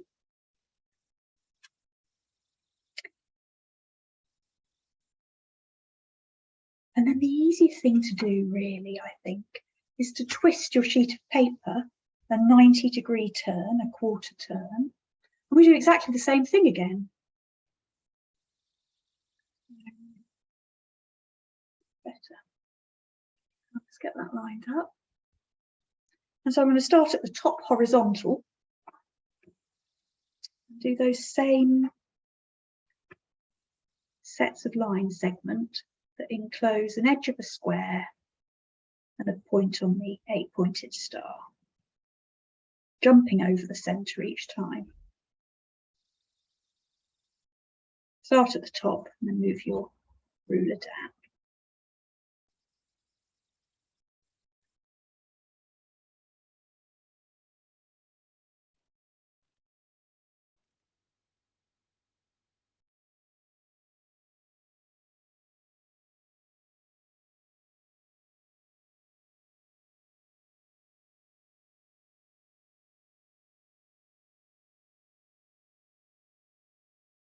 Remember, if you're using HB, just lay a fair amount of graphite down, run your pencil over the line a good few times.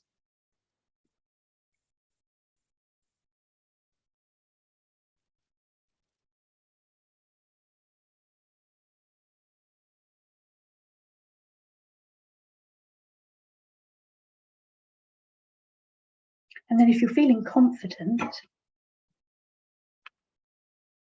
I would possibly twist my paper so that my tile is dynamic, as in standing on one of its tips or corners, and work horizontally again, but it's a different set of lines. Now, if you're feeling confident, you'll be able to work out what line segments we're going to be doing. I'll just pause a sec, finish off their other pair of a set.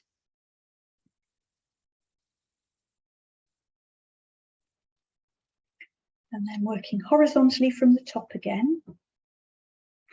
Start right at the top, and you can see that all I have to outline here, a pair of little tips of my star, just at the edge there. Be careful to jump over the centre. So one,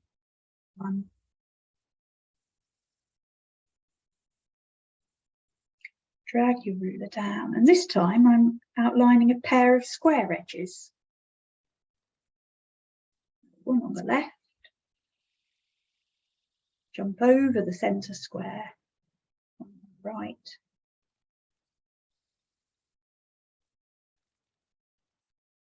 drag your ruler down.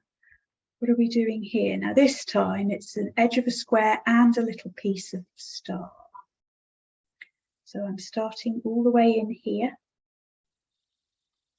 outlining the bottom of the square and the little piece of star, jumping over the point of the star and doing the same thing on the other side as a reflection.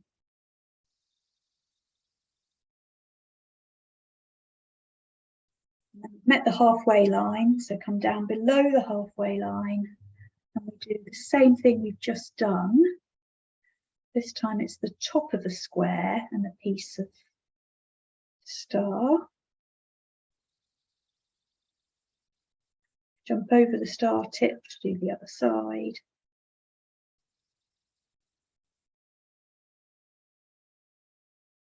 And then down again, 2 square edges, jumping the gap in the middle.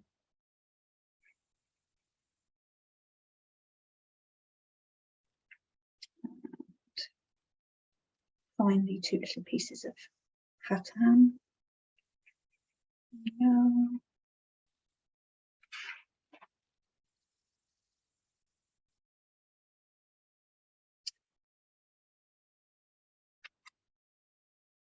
And then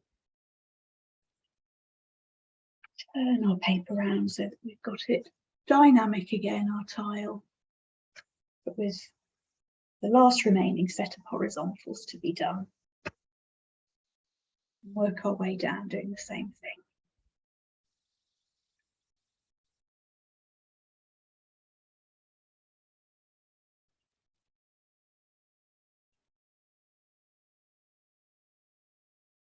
Don't forget those little Khatam tips.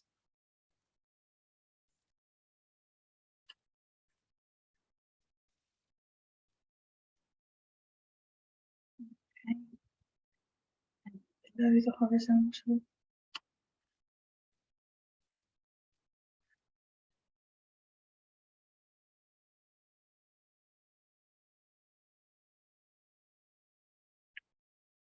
Squares.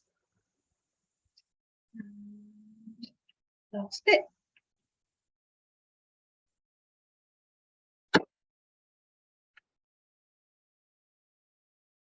And I highly recommend a systematic approach for all sorts of work like this. So when I show you how to outline,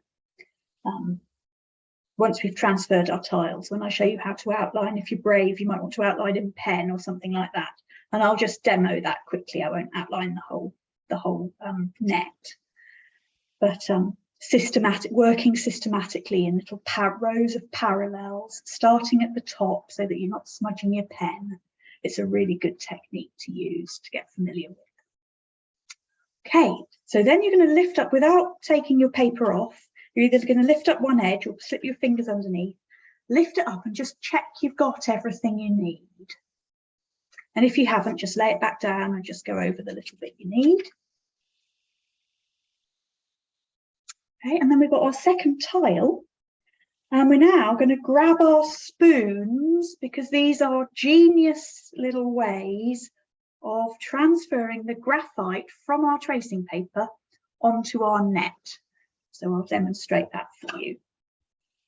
So I'm going to take this tile off. And then you've got to decide which tile you'd like to transfer along with me. You could even use both. You could be creative and make up a pattern which uses both if you wish. Now I'm going to use this version of my net. You don't need this anymore. That's a good thing. Let's pop that to one side. And I will ask if anyone is still outlining their tile, just to let me know. But we're going to grab our nets. I'll have to lift it up. Okay. So I'm using this version of the net, which I constructed before the session, where my constructions are in pencil, just so it's easier to see what's going on.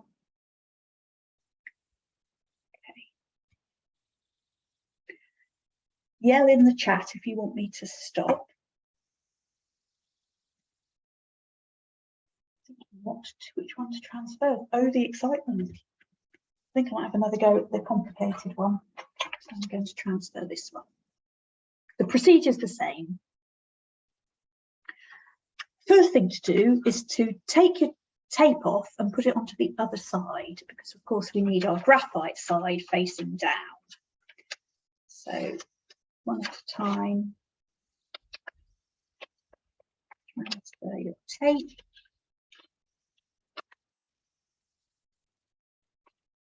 Okay.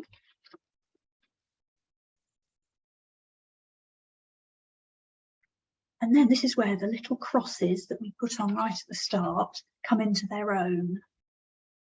So we're going to place the tracing paper down, and the lovely thing is you can see through it, and we can see our net underneath, and I'm just manoeuvring it into place on the centre square of my T, and I'm checking all 4 crosses are sitting on top of the crosses in the T. When you're happy, I place my palm down on the paper, just stick down the 2 bits of tape. Okay.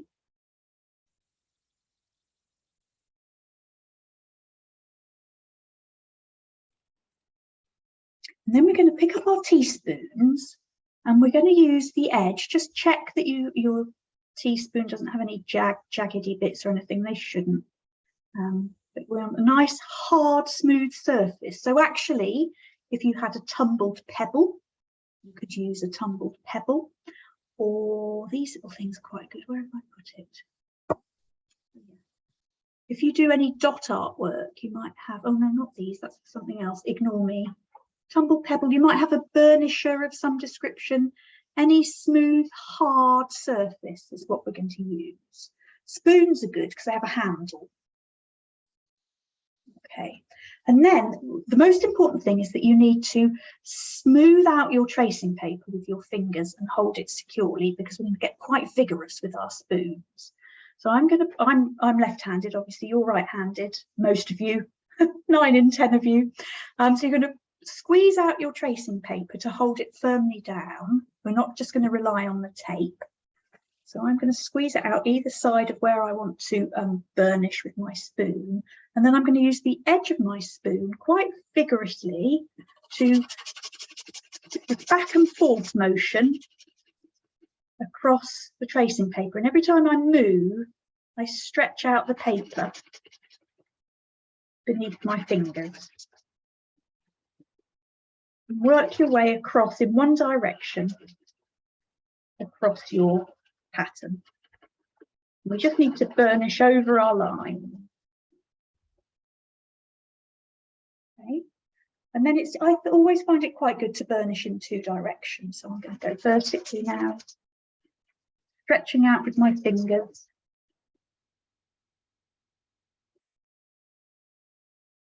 And then the last thing to do is we're just going to check. The most important thing, we don't need a perfect grid underneath, but the most important thing, we need our corners. You need to know where your corners are. So there you go, that's pretty good. But I can see I'm a little hazy here. So I'm going to pop my grid back down and just go over those 2 little bits that I needed more of an imprint from. And that's better. There. So that's enough. It's not a heavy dark line, but it's enough that I can outline that with waterproof pen or with my gold pens or whatever it is I want to do with it. Or I can paint into those lines. I can see enough of them. Okay. When you're happy, we're then just going to move our tile across to each of the other 5 squares. And you should have enough on your tracing paper. You might have to burnish the final ones you do a little harder with your spoon, but you should find you have enough graphite on your tracing paper to do your whole net. So as before, when I'm happy with where it is, press my palm down, stick it down, squeeze my fingers out to hold it firm and burnish. And you can get quite fast at this. Remember, I'm using the edge. You find that your tracing paper does stretch a bit, but if you're pressing it down firmly, that's fine. Go this way.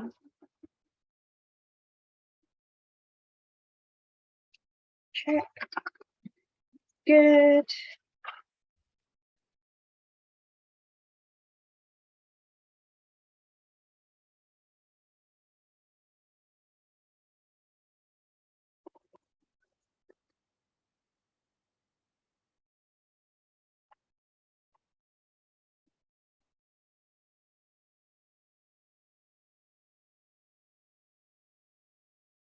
Good enough, actually. Yeah. Those little pieces of star at the corners you have to watch for.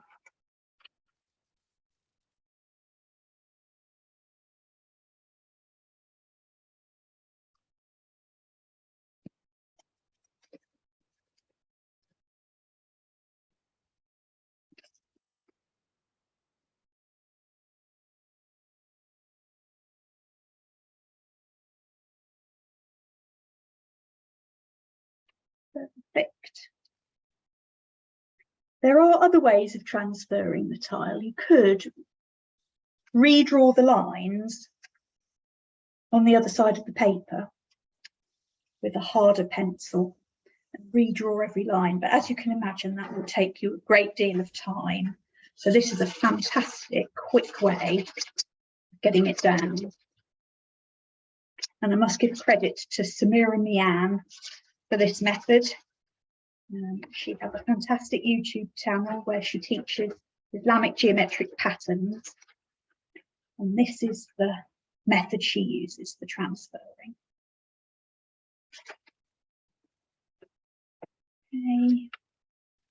Okay, I'm on my last one. And then what I'm going to do is I'm going to demo outlining, cut it out and demo scoring. But you probably aren't, you won't be at the stage where you want to do that yet because you'll want to colour it in first. Oh, wonky.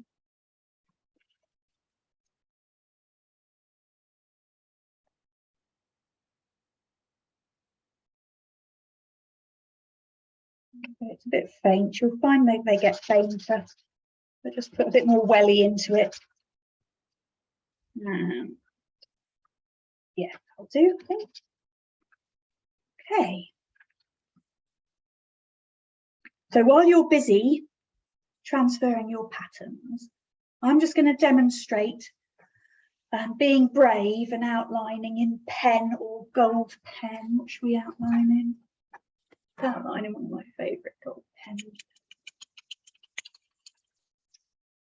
Okay. So when I'm working in gold pen, I always have a little scrap of paper to do some test runs on.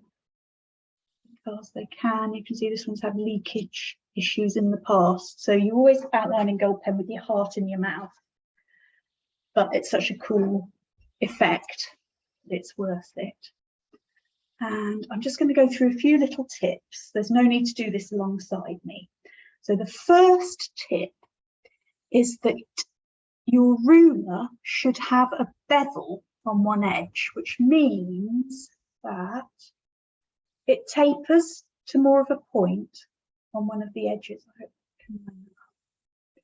And that's so that if you turn your ruler upside down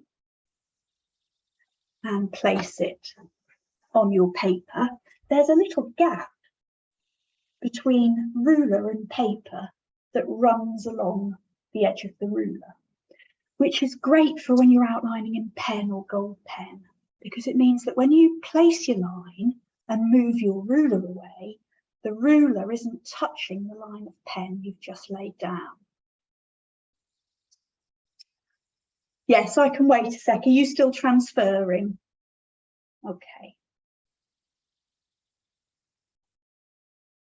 That's fine. Okay, I mean, you can pause and just watch for this bit and finish your transfer afterwards, because I'm not expecting you to do this bit alongside me. This is just a demonstration for you to do later. Okay. Yeah, I think I'll say that. Let's pause our transferring and I'll just do this little demonstration now. And then you know what you're doing, so you can carry on afterwards. So, so turn your ruler upside down so that your bevel creates a gap between the ruler edge and the paper. And then line up. And remember, I said we'll work in parallels.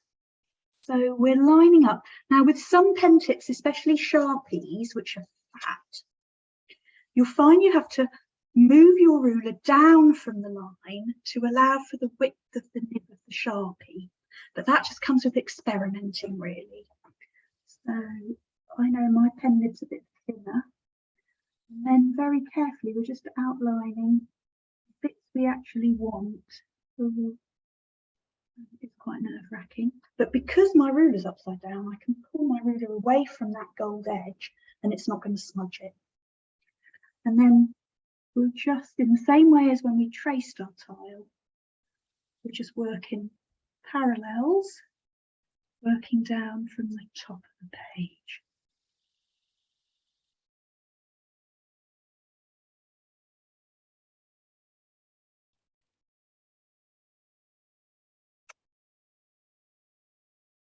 You would work your way down the whole pattern in this way.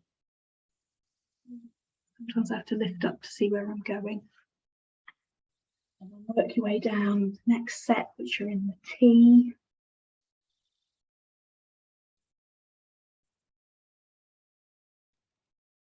It's tricky, sometimes you have to take your ruler away to check where it is that you're outlining before you commit.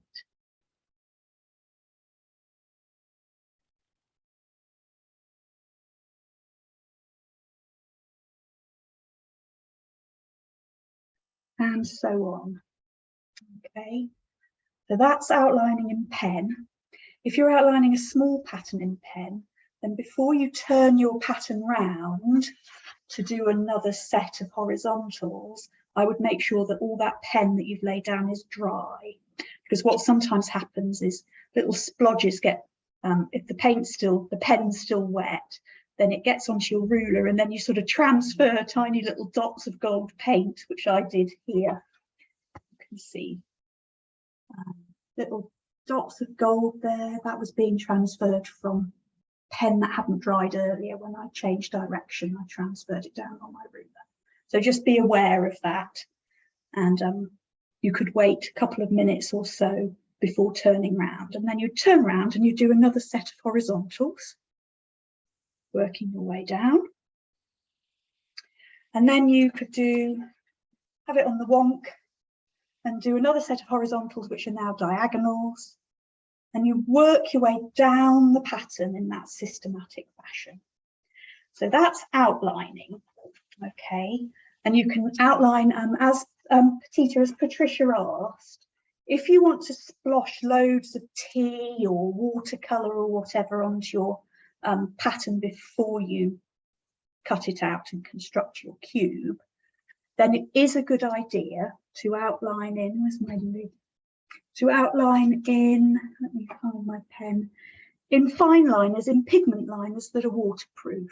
So there are lots of different makes, but check that somewhere it will say indelible. This one says waterproof on paper. So if you want to paint on top, then it's a good idea to outline in a waterproof pen first. And you can get different colours. I like this one because this is a grey one. It's waterproof, but it looks just like pencil. So if you don't want your lines too prominent, you want them to look like pencil lines but not be washed away by all your watercolour, then you can get these uni-pin ones, and there's a set, and they're sepia and grey. And they're great because it just looks like pencil. or you could have a brown one as well. I like these very much, or black. So that's what I'd recommend. Outline your pattern before you start sploshing your watercolour paint all over it, so that you don't lose. Because remember, these are 2B. They're 2B lines, and they've only been laid down by transference. So it's fine if you're just painting inside the shapes. You don't need to outline first. But if you want to put a wash down where you'll be working across the paper, then I would outline first so that you don't lose those lines. Okay. So the last thing I'm going to do now, actually, I'll just wait. If there's anyone got a question about any of that process, then just pop it in the chat or unmute. And then if not, I'll show you scoring and then finally cutting your cube out. But of course, you will do this later, but I'll just demonstrate it for you now. Okay.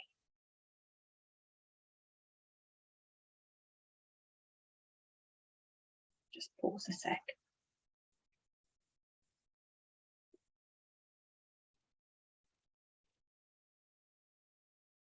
Okay. So I would score your pattern first before you cutting it out, because once you've cut it out, it's quite difficult to sort of manoeuvre. It's annoying.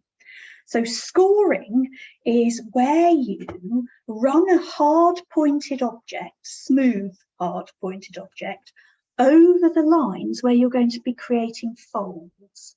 And what it does is it weakens the paper along that line, which means it makes it much easier to fold it with nice crisp square edges. So you need to think about where the lines are you're going to need to score. There's no point me scoring along this little set of lines because I'm going to cut those lines out. But this first horizontal on my T needs to be scored. I need to score here because my flap needs to fold in, and here.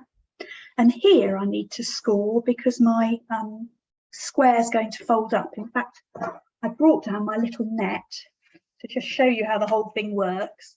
So I have this little net, and then of course we're going to fold the sides up and the top up, and then the very bottommost square, we fold everything up, the very bottommost square becomes the lid. So that's what we're going to be doing. So I'm going to need to score all the way along this line, all the way along this line, which mirrors it.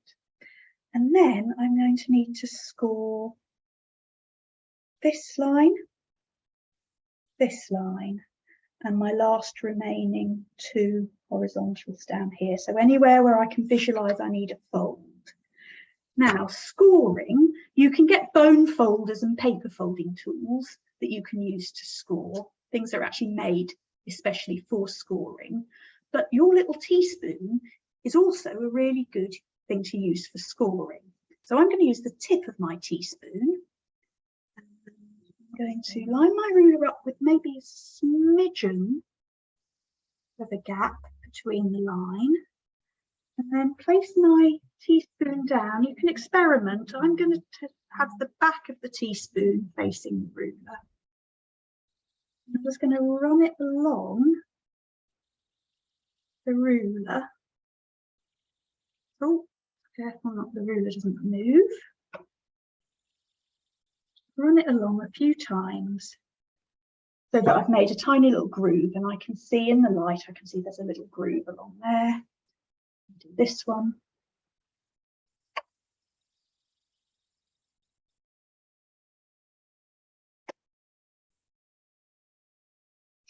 This horizontal here. I'm out of shot now, aren't I? There we are, this one here.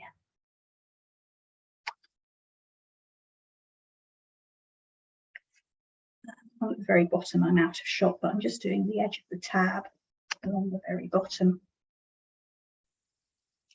And then this vertical, just this little piece. This vertical, and I nearly forgot about my tabs at the end. This little bit of vertical, and then the edges of these where I need to fold my tabs either side of the T. That one and that one. Then Once you're scored, you should be able to feel a little ridge. Then you're ready to cut out. So don't worry about cutting out perfect circles around here. These are the tabs, no one's going to see them. You could do this with a paper cutting knife, but be very careful with those, they're very sharp. And I might only cut out a portion, although you're probably all happily just transferring your patterns.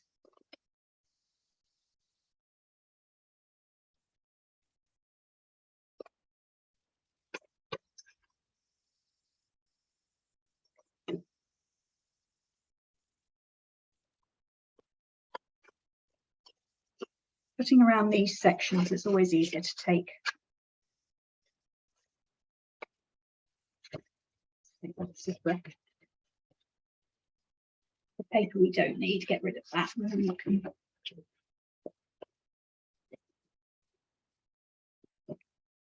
work a bit more accurately when you've got rid of the bulk of the paper.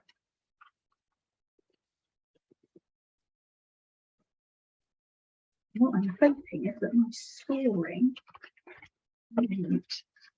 it's really easy to fold these tabs in. Let's see, I'm going to see if I can fold up this section. Okay, imagine I've cut the whole thing out. I scored here. Now clearly this is the outside of my cube. I need to turn over, and you can actually see, I don't know if you can see in the light, you can see the little ridges where I scored with my, you can see little ridges. That's promising. Where I scored with my teaspoon, and hopefully those should just fold really easily and make a lovely crisp straight edge. I'll fold these. You literally just apply a little bit of pressure and the whole thing gives way. It's very clever. Okay, let's construct the whole cube.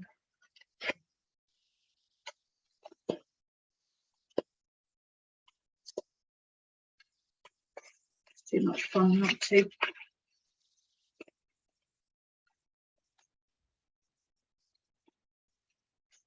Remember not to cut your tabs off.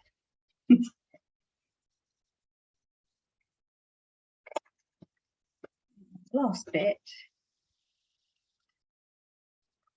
Don't have to be perfect around those tabs, but be careful around your cube edges.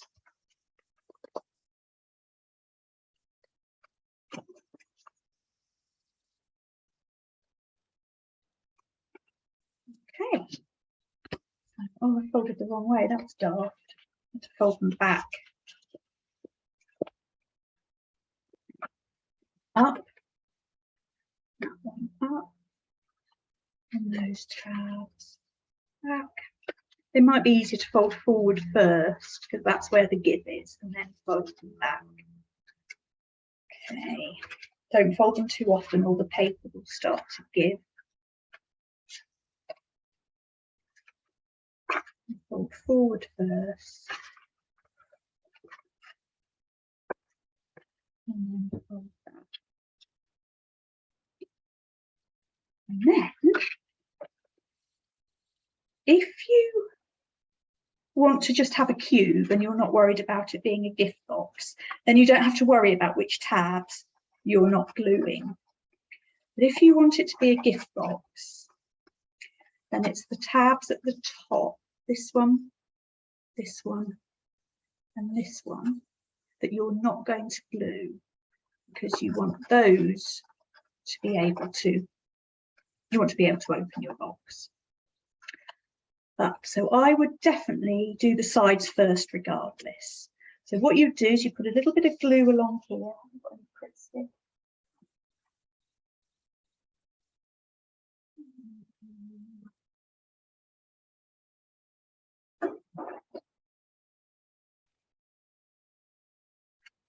Silly, I don't know where I put my glue.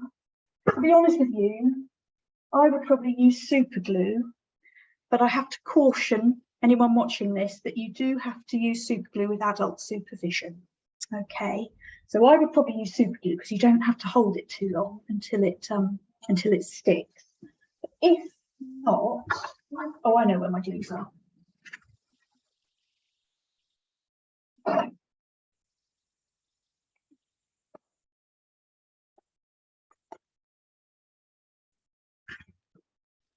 Oh, how ridiculous.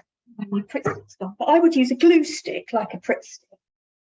And I would dab quite a lot onto the edge so that it's quite tacky. So quite a lot of Pritt stick on possibly 2 of the edges at once. Then pull those edges up, and with your thumb, once you've got it aligned exactly where you want it, with your thumb and forefinger, press down and hold as you work your way down the tab and then back up.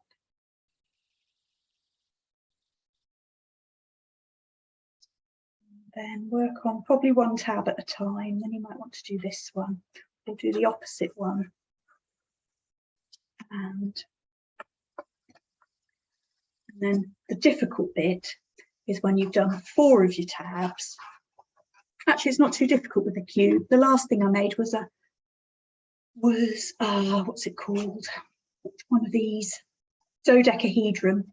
And fitting the final one of those in place was quite tricky. But on a cube, it's not so bad. You'd then glue these 2 tabs, this little one, and pop everything together, and then hold it for a while the glue sets. Okay, some of you will be more expert than me at doing this last stage, but I would definitely paint or colour with coloured pencils or coloured pens. I would definitely do that first and make scoring and then cutting out and gluing the last thing you do.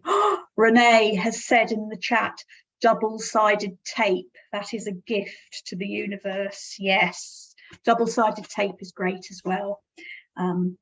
You peel off one side, place it on cut it sort of just a little rectangle that fits in your tab, and then peel off the protective layer to the other side of the tape, and you have a nice sticky surface.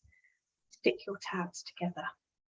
Okay, so I'm going to come back face to face and just see if there's any more questions that people have got, or hear your plans for your cubes would be lovely. I'll just get all this mess out of the way now. I'm going to come back to gallery view. Hi everyone. Has anyone got like a stage? Has anyone got to the stage where they've transferred a pattern? I'm not expecting you to have outlined it yet. That would be a big ask. But if you've got to the stage where you've got a transfer of your pattern, it'd be lovely to see. I can see Emma. I'm going to replace the spotlight onto you. You've really got to finished your outlining. Yeah, you know me, I'm always an overachiever. That's fab. That's fab. The lovely thing about outlining in gold pen is it's not really nice to paint into afterwards. Are you planning on painting? Yeah, that's the plan. Brilliant. Thank you for sharing that. Is anyone else? I can see. I can't pronounce your name. Is it Larka? I'm gonna. Yes, it's Lerke. It's not an easy name. It's Lerke. Yes. Liarka. Okay. Yes. Ah, very nice. So you've got one outlined, and the rest I can just see faintly. So you've transferred a tile and done some outlining. It's not even outlined. That's actually the first transfer. Ah, okay. So that one came out done. It's very. Thank you so much. That's a pleasure. Everyone so far has gone for the more complicated pattern. I'm going to come back to gallery view, and I can see Fabienne. I'm going to spotlight Fabienne, and you've chosen that pattern. That is a really cool pattern. Ah, Fabienne is thinking outside the box, literally. You're going to make a large painting. Is that what you're going to do? Oh, fantastic. So you have added tiles to your net and have extended your pattern. How exciting, Fabienne. Brilliant. Thank you for sharing your idea. Okay, anyone else got something to share? Oh my God, Erica, speedy worker over there. I nearly missed you. Yeah. Oh, I've cheated though, it's not finished. Ah. It's nowhere near finished. Brilliant, but you went for it, wanted to see what it was going to look like. And it's a little teeny one, obviously. Oh, UA4, yes, yeah. Oh, brilliant. I'm so pleased to see one that's nearly there. Okay, let me remove your spotlight. Is there anyone else who's got anything to show? I can, oh, Renee, I see. I thought that was just a flat piece of paper. I'm coming to Renee next because I can see that we have a cube with the Khatam. I'm so pleased you went for that one. There's, what I like about the Khatam on the cube is that those corners, you can see, you only see the 4-pointed cross at the corners, but it looks beautiful. Very cool. Thank you, Renee. Okay, anyone else? Don't want anyone to miss out. Oh, it's Patricia. Let's have a look at Patricia. Spotlight Patricia. Ah, nicely done. Got good heavy transfer there. You must have put a lot of pressure on your spoon. That's excellent. That'll make it easy to outline. Brilliant. Okay, do you think we need a hashtag? Because I don't want not to see your finished cubes. So I'm wondering whether it'd be nice to have maybe geometry box. Geometry box as the hashtag. Or if anyone's got a better idea of one, pop it in the chat. But it would be nice to catch up and see what people make. So if you want to share them on social media, let's say hashtag geometry box. I quite like that. Box of delights, geometry box. Hopefully that's not already a really popular hashtag. Or Khatam cube. That's quite nice. We're going to have to decide on one. Geometry box. Yes, the hashtag Khatam cube. I'm just going to very quickly stick it into Instagram and just check that they don't already exist. Let's do that quickly now. Geometry box.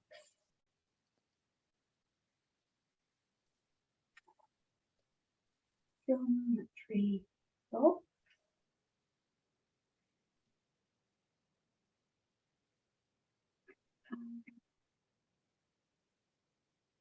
Oh, 2.4 thousand posts. So we can't use that. Let's let's try Khatam cube. KHATAMCUBE.